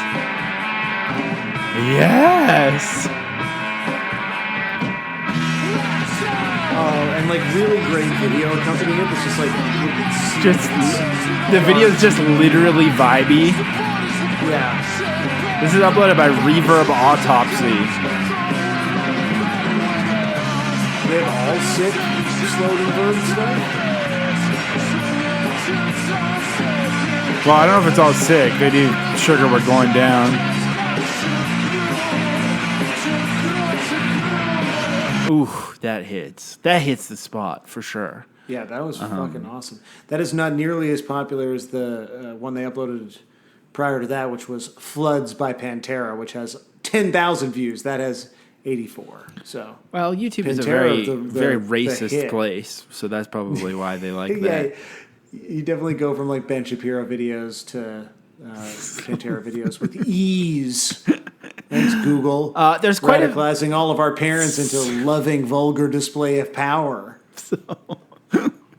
So there are quite a few sort of straightforward Caustic Acrostic covers, but they're kind of just all dads doing it, and they don't really have an interesting background for us to describe, and it's just a guy playing it pretty well. I don't know. It was kind of boring, but I was very excited by this one because it's my old friend, an outdoor drum kit. Yes. And this is a really, really sick drum beat. What do you call a riff on the drums? That's a rhythm? I guess so. But I feel like saying this song is a really good rhythm. It runs the risk of me sounding like I'm doing a patois. Yeah, no, the classic... Run the rhythm. I mean, I don't think it's not patois to describe the rhythm. Saying this song has a really good rhythm just feels like not something I would say. It's a beat. This is the Twice Times 2 doing this. The Twice Times 2 loves to do outdoor drum covers. And in fact, only started uploading 1 month ago. So wow. That's pretty cool. Algernon Caldwell Water they did, and Meatloaf. All kinds of shit going on here. The outdoor sound that they're getting here is very Fugazi appropriate. It is. It's so wet and snappy. Yeah, humid and close. It's sick, and also the outdoor space doesn't look like a back or front yard. It kind of looks like they set up on a bike path. Yeah, totally. What is here? They're in enough society that I can see some concrete and there's a fence there. Whoa. There's one, I don't know who this artist is they're covering, but we don't have tons of covers. For the sake of tones, I need to know what it's like to play drums straight into the ocean. This is Hiroko Moriguchi. Oh, that is so nice. Just... Wow, it's kind of the same angle, just the drums themselves are just moving around the world. This is a great channel. Yeah, look at this. Playing for the water at sunset. That's beautiful. Wow. Shout out to the Twice Times 2 for your weekly outdoor drumming videos. Hopefully we'll come across you again one day. So there are quite a few slow Acrostics in addition to Caustic Acrostics. So is slow Caustic the more covered, or is it just that all the Caustic covers are just... They're about equal, and actually they're pretty lightly covered in general, but they're pretty much all interesting what I have. So that's the good news. This is Matt Dalby versus Fugazi. I think Matt Dalby might be this person's friend. I also think This might be a throwback to the Sclusy. I think this art might be that, like, whatever that band was called that has an album called Fugazi. Marillion. Yeah, it's definitely Marillion. Yeah, so they've repurposed that cover. So the description here from Posset says, they tell you doing two things at once is a bad thing, right? Wrong. I don't know what kind of, like, who tells you that? That's not a thing, but okay. Was listening to Matt Dalby's latest vocal improv while that Fugazi film was playing in the background for the 1,000th time, and the two sounds synced up pretty much perfectly. Slow Acrostic slowly unwinds while Matt groans and laughs. It's all gravy, right? So I think we need to figure out who Matt Dalby is. I've searched for Matt Dalby, and a graphic designer? Yeah. Why would he be doing vocal warm-ups? He should be doing... I'm looking at these Matt Dolby profiles on LinkedIn. Maybe the tender manager at Structural Soils Limited. There's a Matt Doyle IT system architect. Let's see. Maybe it's just this person's friend. It must be Matthew Dolby, who is driving business system integration through digital transformation. I'm so confused. Okay, well, let's hear Matt Dalby versus Fugazi.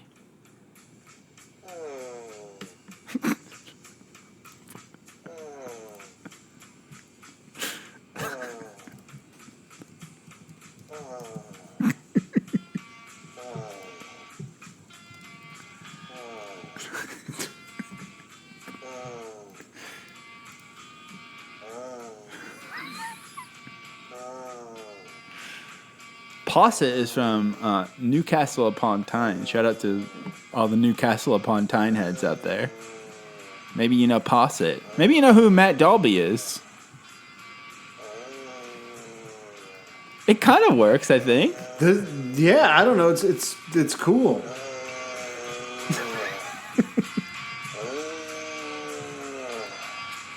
Do you think Posset recorded Matt Dalby's vocal warm-ups and then...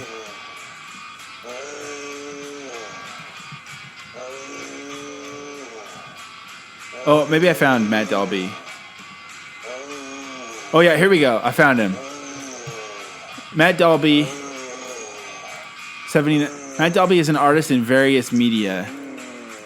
He's a vocal, like, this is some Chris Dadge shit. Here's 31 short vocal improvs. Hi. This is Matt Dalby. Tool of deep woke, it says.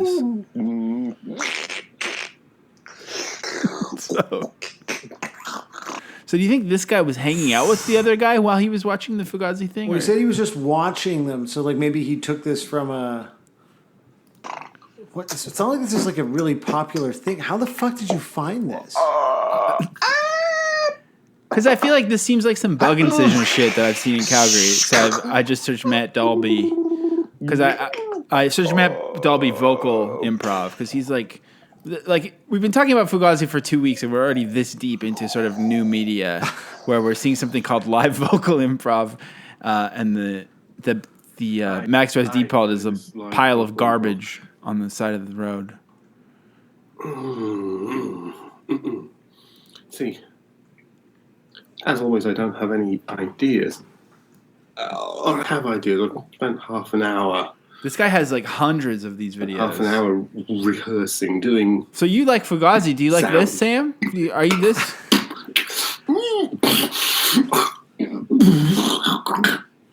I have a whole Yeah. box here. Because I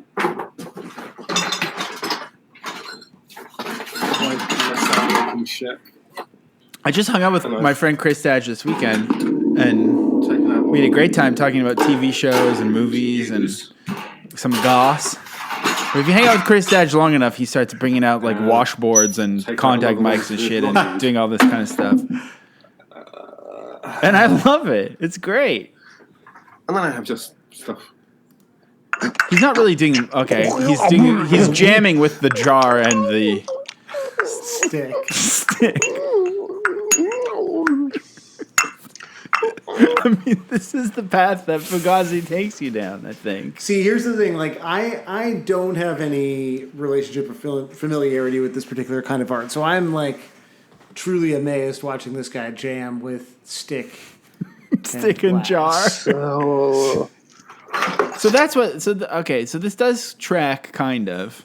I'm just going to hear it a little bit now that we know Matt Dalby. Yeah, we're gonna understand it better. Yeah, was listening to Matt Dalby's latest vocal improv. So that's what they're saying. Okay, so they've just pieced them together. Yeah, they're just a fan. That's pretty sick. It's cool. That's sick. Shout out to those guys. Yeah. That was cool. All right, here's a more straightforward one because in case you're getting too freaked out, here's something a little more straightforward. There's a band called Massis, Massis, with a live cover of Slow Acrostic. Or maybe it's in Stew. I guess it's in the Stew, not live, but they are live people. Live off the floor, yeah. I feel like the fake ghee has huge sideburns. Oh yeah, these are Fugazi fans, all right. Not loving the drum mix on this, but should be playing to a beach instead.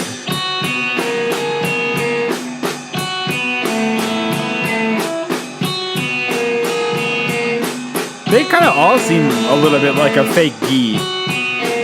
Yeah, it's 4 gees. Actually, with fake ghee on there.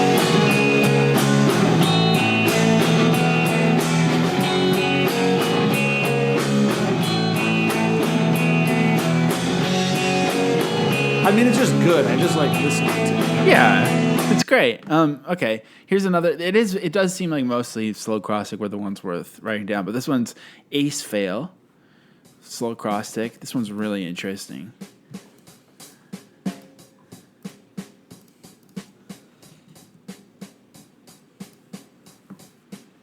It just says originally by Fugazi, uploaded by XR Shin.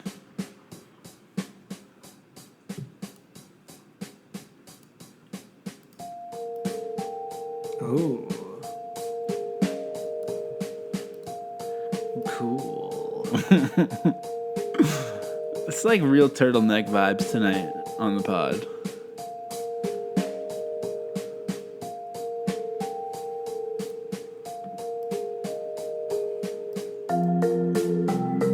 Oh.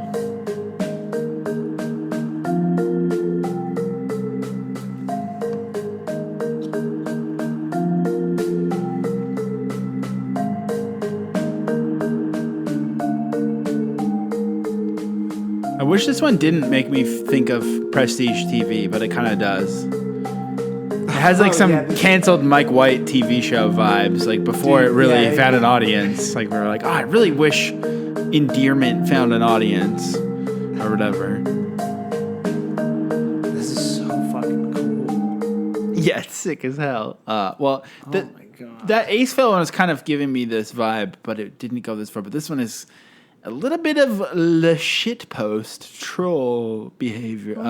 This is Slow Acrostic by Fugazi, but it never starts.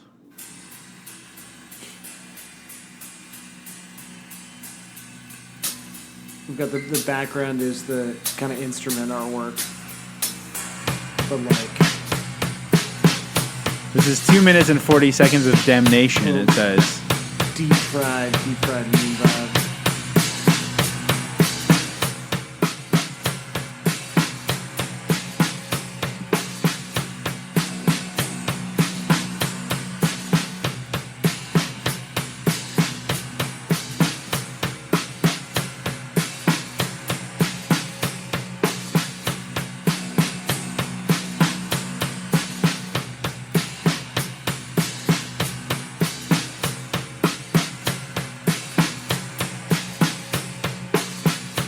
So it never starts. I actually got distracted by something and forgot that we were doing the pod. I kind of like it. I mean, yeah, it's just a nice drum. So that was that one. Okay, up next, another Slow Acrostic. This is... I forget the details, but... Oh yeah, this one is just like a cool, like, Dirty Rhodes piano. This is by Tiger's Milk, which That I don't care about. the drink or is Tiger's Milk a big band? Is that a big band? Isn't that a big emo band? Or am I wrong?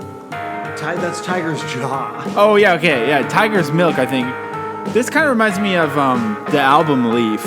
If you ever heard that band, it has like some nice dirty peen, meaning piano. I mean, yeah, this is like there's this band Slingshot Dakota that I think you would hate that has that exact like fuzzed out keyboard sound, and it's the fucking best. Sick. Okay, there's a couple left. They're like a couple in all their songs, but I think how much they love each other. Like how isn't that so many bands that have that keyboard are couples that sing about how they love each other? Like what was that other band? There was Mates of State. Mates of State, yeah, that's like kind of too indie for me. But that's it's the same piano. Loving each other. It's still the same piano. Yeah, it's always that piano, regardless of. Okay, let's move along to this one. I just thought this is a really interesting, like deep web kind of mixtape. This is by Katana Gatari.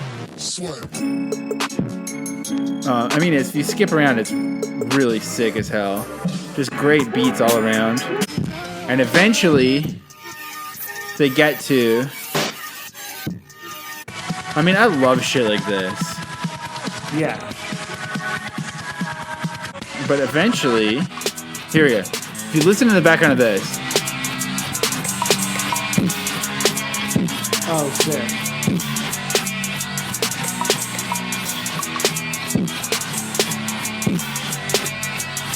So people really love the... slow cross stick. But there's a couple more. Slow cross stick's really the hit. You know, it's funny, like, even when we've been talking about, like, kind of how to program this month or whatever. I love that for the first time ever in 5 years of the pod, because of the turtleneck, red wine in a plastic cup in an art gallery energy of this episode, you said that we're programming the month. Instead of, normally we'd be like deciding what fucking songs to do or whatever. We would normally be slovenly about it, but now we're curating. Exactly. It's true. It's like a turtleneck is sort of like my neck's so itchy. It's coming through. I feel like instrument is like a lot of people's point of entry for this band, to a degree where like songs on instrument like really pop in the like top 50 songs on Apple Music, at least to a degree that I'm surprised by. Like the second most popular song on Apple Music, I'm very surprised by. Yeah, I don't know what is it. I'll message it to you. Well, okay, great. In case we do it. Oh, well, if someone's gonna check and know that we might do it. Well, we might do any song. Well, Sam, why are you messaging me that you're so tired? We haven't been potting for that long. So let's do it. Let's check out a couple more Caustic Acrostics, and then we'll close it out. But I actually, this one is from Soulseek, and I was gonna put it on our YouTube so I could stream it to you, but instead I forgot and had to email it to you. So you're going to have to open your email and check it out. This is from the compilation that we played last week as well, called Silence is a Dangerous Sound, a tribute to Fugazi. This is by a band called USA Nails, which I've never heard of. This is an interesting comp because like I think Zayo was on it, which I would love to hear Zayo cover Fugazi. So we might have to dig into this comp further. But USA Nails covering Fugazi. So are you ready? I'm ready. Okay, let's check it out. Whoa. I like it. Yeah. That's really cool.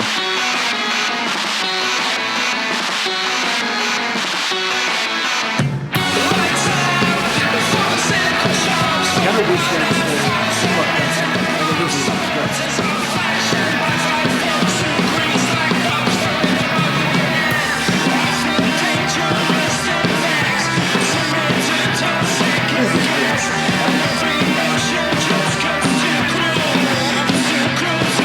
I'm going to skip ahead a little bit.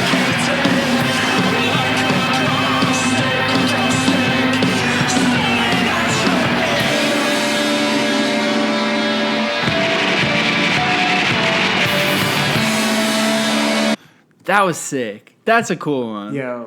USA Nails are cool. Who are USA Nails? I couldn't really find anything about them, but they sounded really cool. They sounded like if the Killers were trying to be a white belt band.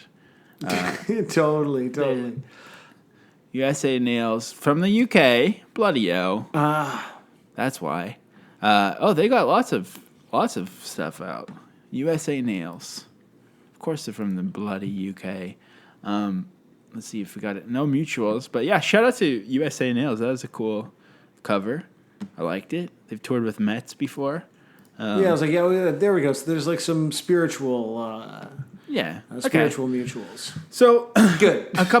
So that one was really sick. And then, go back to watch together. This is the last Caustic Acrostic cover.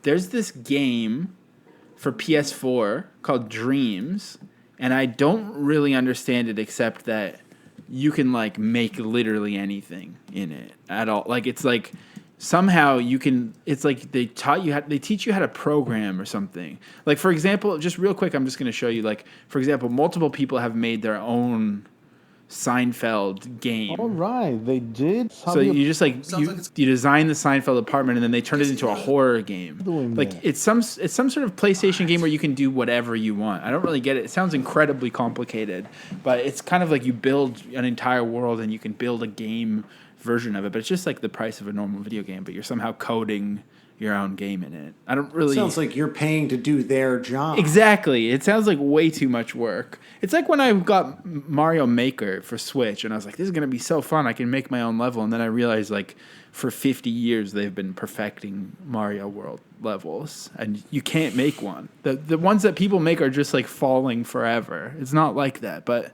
anyways, somebody did make a cover of Fugazi's Caustic Acrostic Inside of Dreams for PS4. So I thought that was kind of cool. So there's like a little furry COVID monster.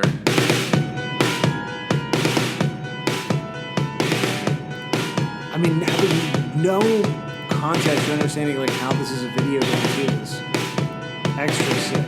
I know. And I like that it's like the fast song too. It's not the slow one. Yeah. This is Chablu. Chablu is the person who made this.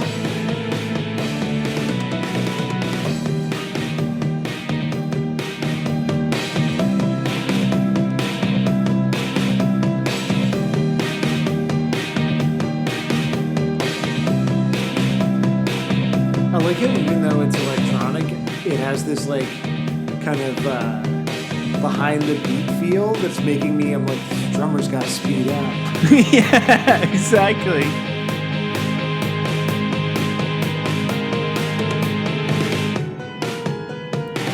Oh, that's fucking awesome. Yeah, that's so interesting. So Made in Dreams. And then finally, this last one I think is very dreamy as well. This is Slow Caustic again. And this is by Joris Stereo. There's no explanation on anything, but it is tagged classical, and you'll hear why right now.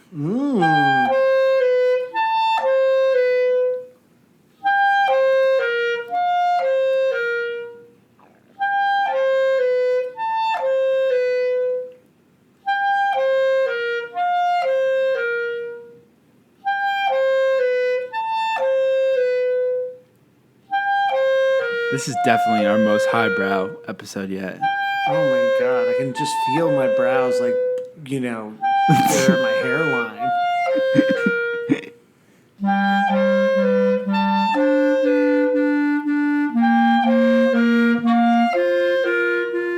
So I'm going to turn it down a little bit, give my final thoughts. This is why it's fun to talk about Fugazi, to get learn about vocal improv, performance art.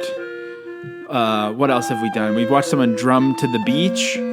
We heard a beautiful twee industrial song about how Donald Trump is manipulative. We saw a K-pop tribute. I mean, it's all happened here tonight. And it's been a wonderful break from all of the horrible real news that's been going on. So I've loved it. I think Fugazi is a hit so far, an end hit.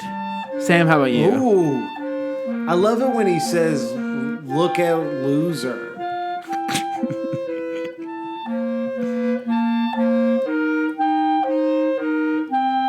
Well, Sam, real quick, I do a perfect fade out with the end of the music, and it's so perfectly seamless to go into our guest. But I did actually want to intro the guest a little bit this week, if you have a second. Still, I know you are so tired. You're so tired that I told you. So this band Babehoven, who are very sick, and we'll get into it. We'll get into the name. We'll talk about it all. They have this song called Fugazi that came out earlier this year, and it's so beautiful. And it's basically about being someone sort of being shitty and presumptuous about assuming that because the singer is a woman, that a man in her life must have been the one who showed her Fugazi. So I just want to play a little clip of the song Fugazi by Babehoven before we hear the interview. Sick.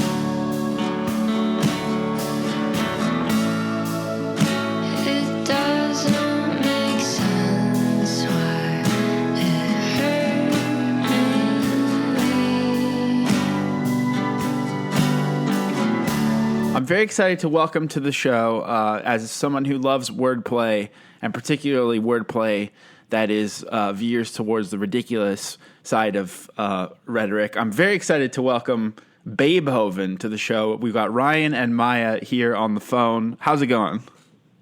Hello. Good. We're stoked to be talking to you. Yeah, we're stoked. We just got some coffee, had a relieving time in the bathroom that was well deserved, and I'm feeling good.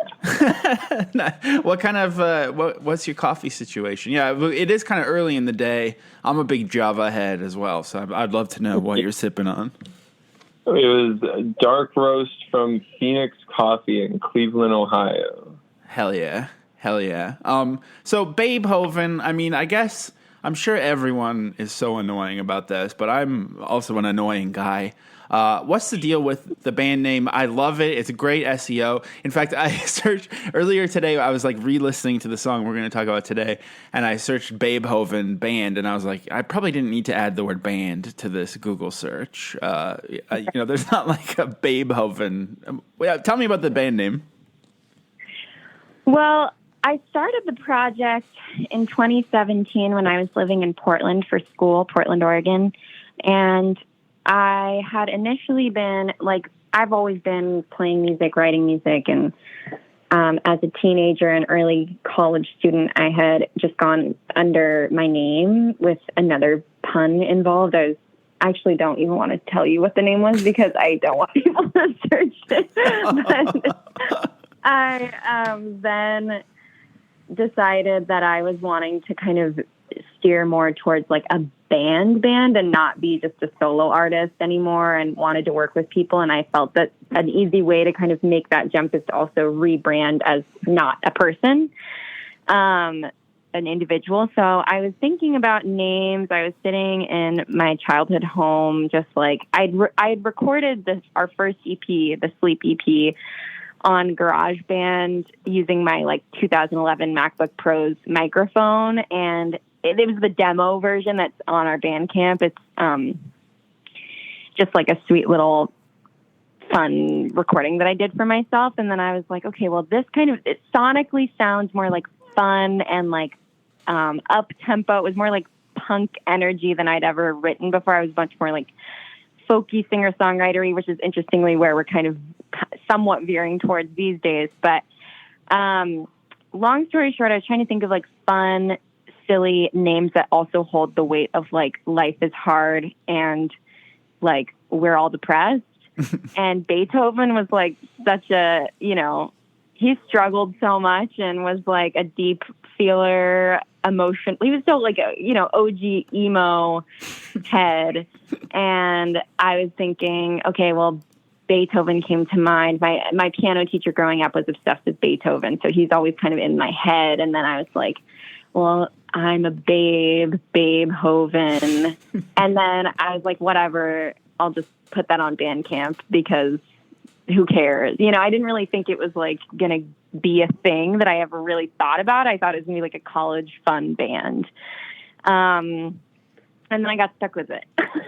all band names are kind of dumb anyway. That's how we feel. Exactly. Like there have been times where I'm like, should I change it? Is this like, am I annoyed by this now? But then it's like, oh, such a fucking, I don't know if I can swear. Can I? Oh, of course. Yeah. Are you kidding me? Please. Okay. Yeah. I don't know. It's like such a fucking ordeal to change anything with your band name, especially, once you've gotten like one album out there. So we're Babehoven. And I like the name. Some people will like have little snippy comments towards it. And I'm just like, oh, God. There should be an H in there, Babehoven. And we're like, no T. Or T in there. Yeah. There is an H. I can't spell. Ryan was thinking, people often say it should be Babehoven. I'm like, well, that's fucking hard to say. Also, I like that the pun is kind of subtle. Like, some people don't even realize it's Beethoven. It took me a second, for sure, actually. It is kind of subtle. It's like classy yet incredibly stupid pun. It's that's called balance to me. That's perfect right there. Balance. So, before we get into the band we're talking about this week, Ryan, you kind of dropped, and now I need to ask you both. What's your history with Blink-182? I wish we could have had you on in the good old days where we talked about Blink-182, but we kind of still do talk about Blink-182 every week. So, yeah. Well, Blink-182, I'm a lifelonger fan. My brother got Enema of the State when it dropped, and I was probably like 5 or 6 years old, older brother. And ever since then, I've just been an insane Blink-182 head. When I turned 18, I got the tattoo of the Blink-182 Bunny Dude Ranch era on my ankle, just to remind myself that I'm never too cool for Blink-182. It is always going to be here. And it's true. It's just like I still listen to them all the time. They're kind of a huge musical influence for me, even with Babehoven, like in ways that I do the recording parts of Beethoven, and we like push ideas, like bounce ideas back, like off from each other. Mm-hmm. And a lot of like the way that I like to like stack guitar parts and bass parts, kind of reflect, I think, Blink-182, especially in their self-titled era, like how Tom would like not play just like a regular A chord, like he would change the spelling on it and everything. And that kind of had like a huge impact on me, because when that record came out, I was 10 years old. I was 2003, I think it came out. Right. So then just like that kind of stuck in my brain. And then obviously I learned that comes a lot from Robert Smith and The Cure, so I went into a deep dive of them, and just melodic bass lines. I don't want to say counter, I forget what the word is, musical word for like balancing guitar chords and stuff, but it's just like, everyone thinks they're kind of like just like a pop punk band, but the way that they structure guitar chords and put things together, I think, is brilliant, and like hugely influential for me on the recording front of Babehoven. Amazing. And Maya, how about you? Much longer. Are you a head?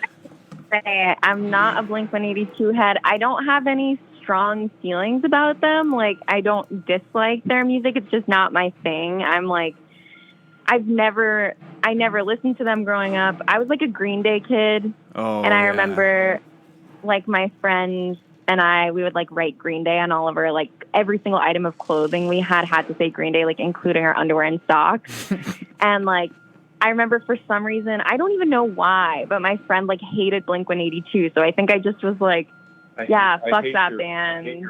I know. That you need that. Like I think in order to feel the excitement of realizing how good Blink-182 is, you also need the opposition in the way to get over. Like you need that.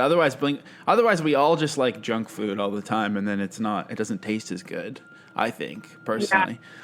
So you kind of like leaned more kind of like intelligent or like more kind of authentic. You didn't have like, when you were a teenager, you weren't like ironic or something, is what I'm getting from that. Is that fair? I think not. Yeah, I'm very like, I mean, this was like when I was in elementary school that I was like a Green Day head. In high school, I was more like Leonard Cohen, like songwriting for songwriting's sake, like Angel Olsen, big influence for me. I also really love like the whole Ethiopia catalog. Like that was very defined my like later high school years, like kind of more like ambient music as well. Maya's very cool. I'm like, I wouldn't say that, but I think I missed the like pop punk era of like formative music years, and I love that Ryan has it though. Yeah,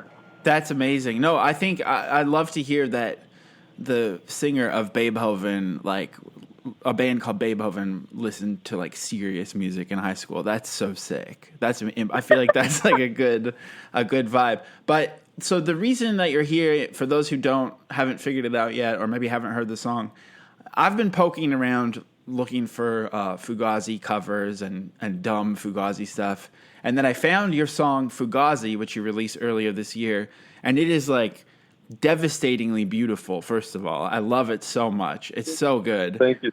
Yeah, Thank you. But then I just, and I also feel like you don't have to talk about it if you don't want. I feel like it's weird to ask people to talk about their lyrics. I mean, I think that's even more of a loaded thing than talking about band name. But basically, the song is built around this phrase, but there's something I said that I regret, but he thought that he showed me Fugazi. I don't know how to explain how that feels. It doesn't make sense why it hurt me. I mean, that's just incredible. I have my own idea of what it is, but I don't know. If you're comfortable, can you tell us maybe a little bit about the background of this song?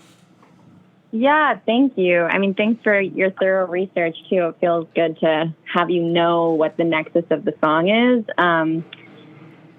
I'm comfortable talking about it. It comes from a moment in time where Ryan was actually there. It was a group of friends. We were at a bar.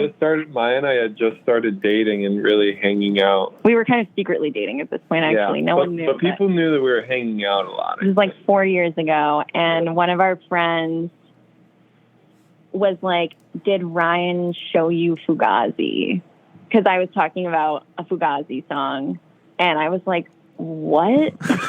Like, why is that your assumption? Like, first of all, I'm a musician and, like, obviously fucking know who Fugazi is. And, like, second of all, why would you assume that my, like, I guess we were probably dating at that point because it was like the implicit was like my boyfriend showed me Fugazi. It just felt like undermining me in a really, like, deep way. I'm not even a huge Fugazi fan. Like, I love a lot of their softer songs, but I'm not like, I haven't listened to their whole catalog. It's just like, to me, they're like a band that fundamentally, like, as a songwriter who, like, loves songwriting. Of course, I listened to Fugazi in 10th grade, like, it's just, I felt like so enraged by that. And as like a femme songwriter, as a femme musician, I feel that it's like been like, oh, did this guy show you this band? This fucking Blink-182 fan, no less. Yeah. Exactly. No, Ryan did not. After the situation happened, Maya and I privately were like, okay, like, let's even figure this out. And Maya knew about Fugazi way before I knew about Which is Fugazi. Not a competition. It's not like, a competition, who cares? but it is just like, we're just for fun. Like, I learned about Fugazi via fucking Eddie Vedder. You know, like, that's like... And that's more or less... That's an embarrassing usage of Fugazi. But I'm okay with it. But... I used to listen to Fugazi going to high school smoking cigarettes out the window. Yeah, I told you. Maya's really cool. I'm not, that sounds, I know that's just like, oh, so fucking cool. But I'm like, I just felt like, fuck that. Like, it really pissed me off. And then I made the conversation really awkward because I was like, why would you fucking assume that Ryan showed me Fugazi? I'm like a musician. I take songwriting really seriously, and I've been listening to them since high school. Oh my God. Good for you. So you said that you didn't it wasn't one of those things where you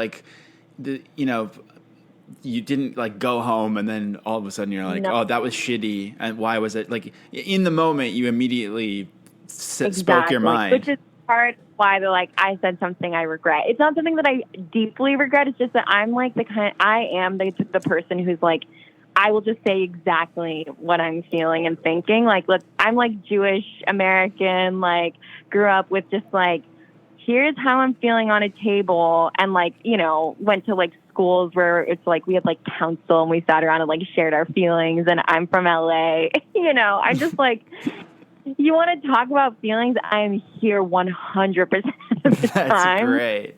So I mean, I want to like slow it down for a second because this is an insane scenario, and I'm obviously that's terrible, and I think unfortunately it's not an excuse, but I think so many, men, including myself, have accidentally done things like this before or just made these shitty assumptions. I'm curious how this friend, or are they an ex-friend?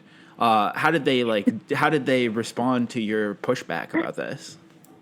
They're a lifelong friend. I don't even know if they know this song or like they know the song. They probably have no idea that this is what happened.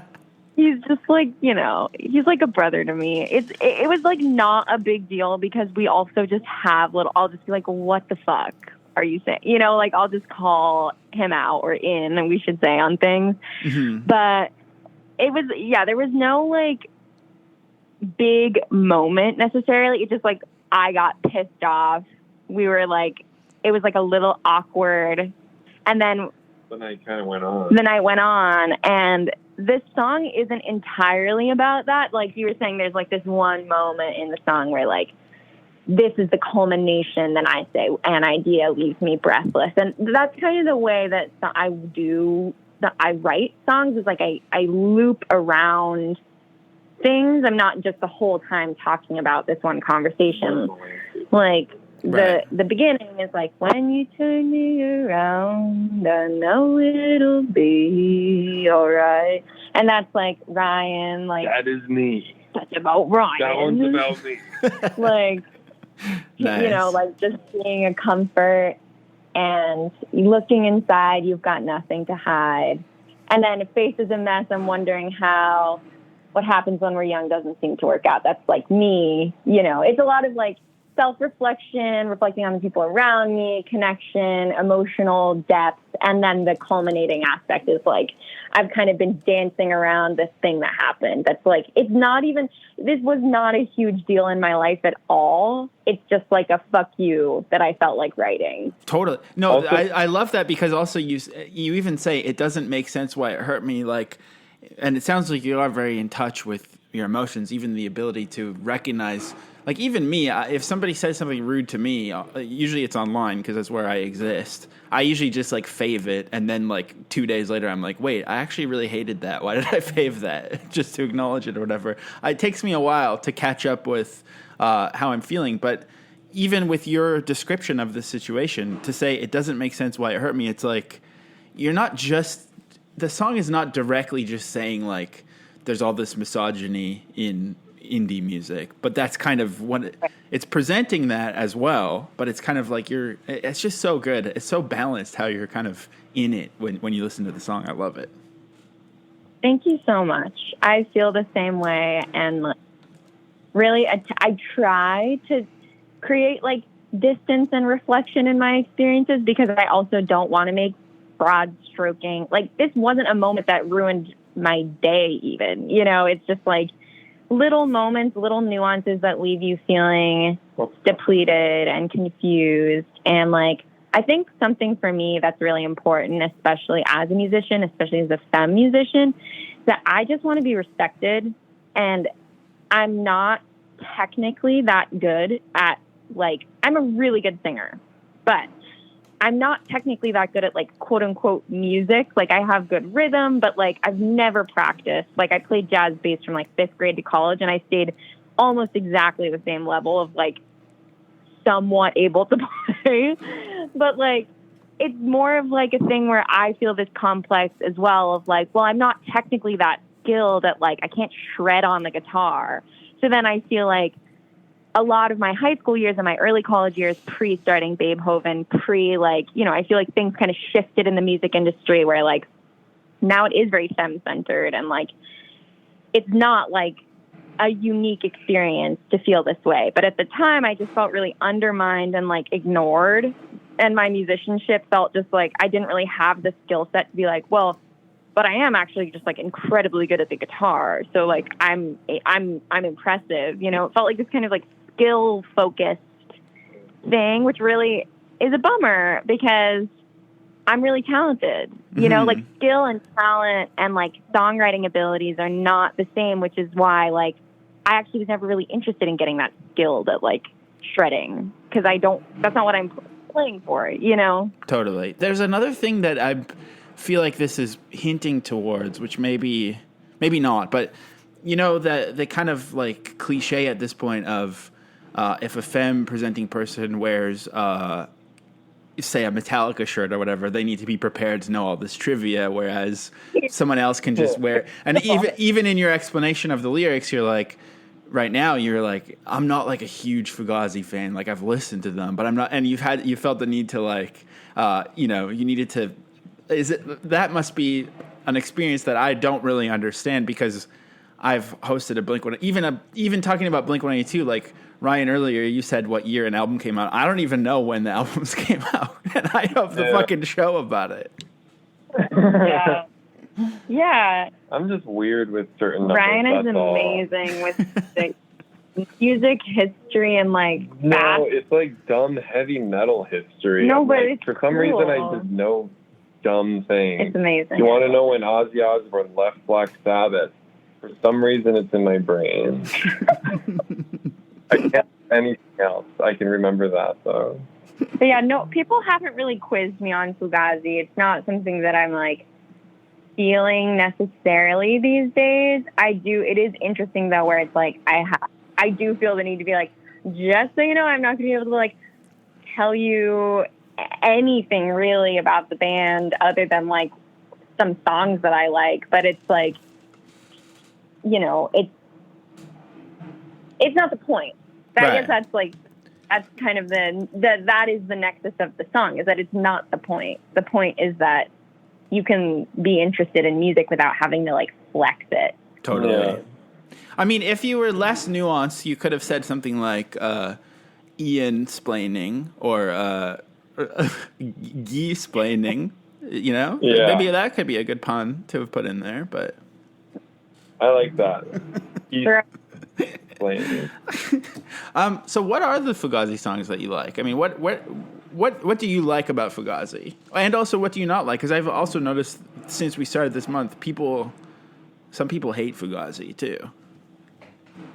Oh man. Well, that's a bummer to hear. I really love the song I'm So Tired. That's the only song I really love. It's so good. It's so fucking good, and it influenced me a lot in high school. Like, that was the song I would listen to on the way to school. That's the song I tried to like emulate in songwriting.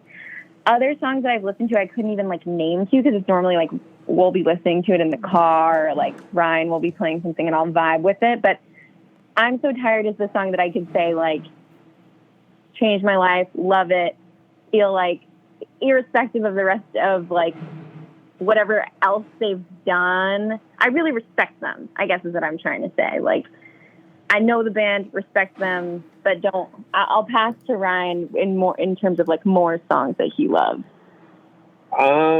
My first Fugazi record was Red Medicine.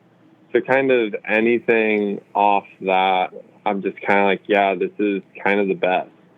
I don't really care for, I mean, I care about their like 13 songs and stuff, but it's not really my flavor. I kind of like the more arty side of Fugazi. So like that's still just kind of the more like punk rock hardcore thing that's cool, but it's not really my thing. But I would say like anything off Red Medicine, and then I don't know, me and my friends in college were wicked into Fugazi, and like, you know, and I don't know, anything off of The Argument too. It just kind of changed a bit of my musical like perception and like what I want to do and stuff. So not even like song-wise, but just like, yeah, Red Medicine and The Argument just kind of changed a lot for me. So cool. Amazing. Well, you know, thank you so much for explaining the song to us all.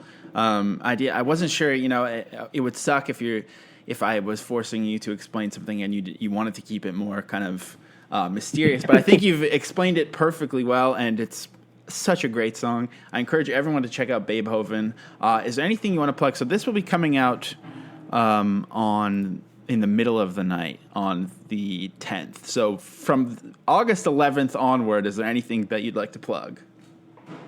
Let's see. I'm in a touring poster. Big one is we have a single coming out. Oh yeah, on August 22nd. I think I thought it was later. I thought it was the 24th. I think it's the 22nd. We're just gonna check our calendar. I'm on your team. Yeah, okay, 22nd. Yeah, we have a song coming out on the 22nd of this month. It's really good. Yeah, it's a good one. So that's kind of like our big thing. We're also on tour with Horse Jumper of Love and the band Saturn right now. It's been awesome. Yeah, it's been really amazing. And if this comes out, what day you said, the 11th 10th. or the 10th? So we'll be in Portland, Maine on the 11th, then Brooklyn on the 12th, and then Philly on the 13th. And we're playing in Portland at Space Gallery, Brooklyn at Market Hotel, and Philly at Yuki Club. And honestly, like, these are some shows that I seriously recommend coming to see. Horse Jumper is fucking amazing, and Saturn is just full of geniuses. They're all lovely, lovely people. And this is like kind of one of the first times around where Maya and I are playing with 4 people consistently in our project. In our project.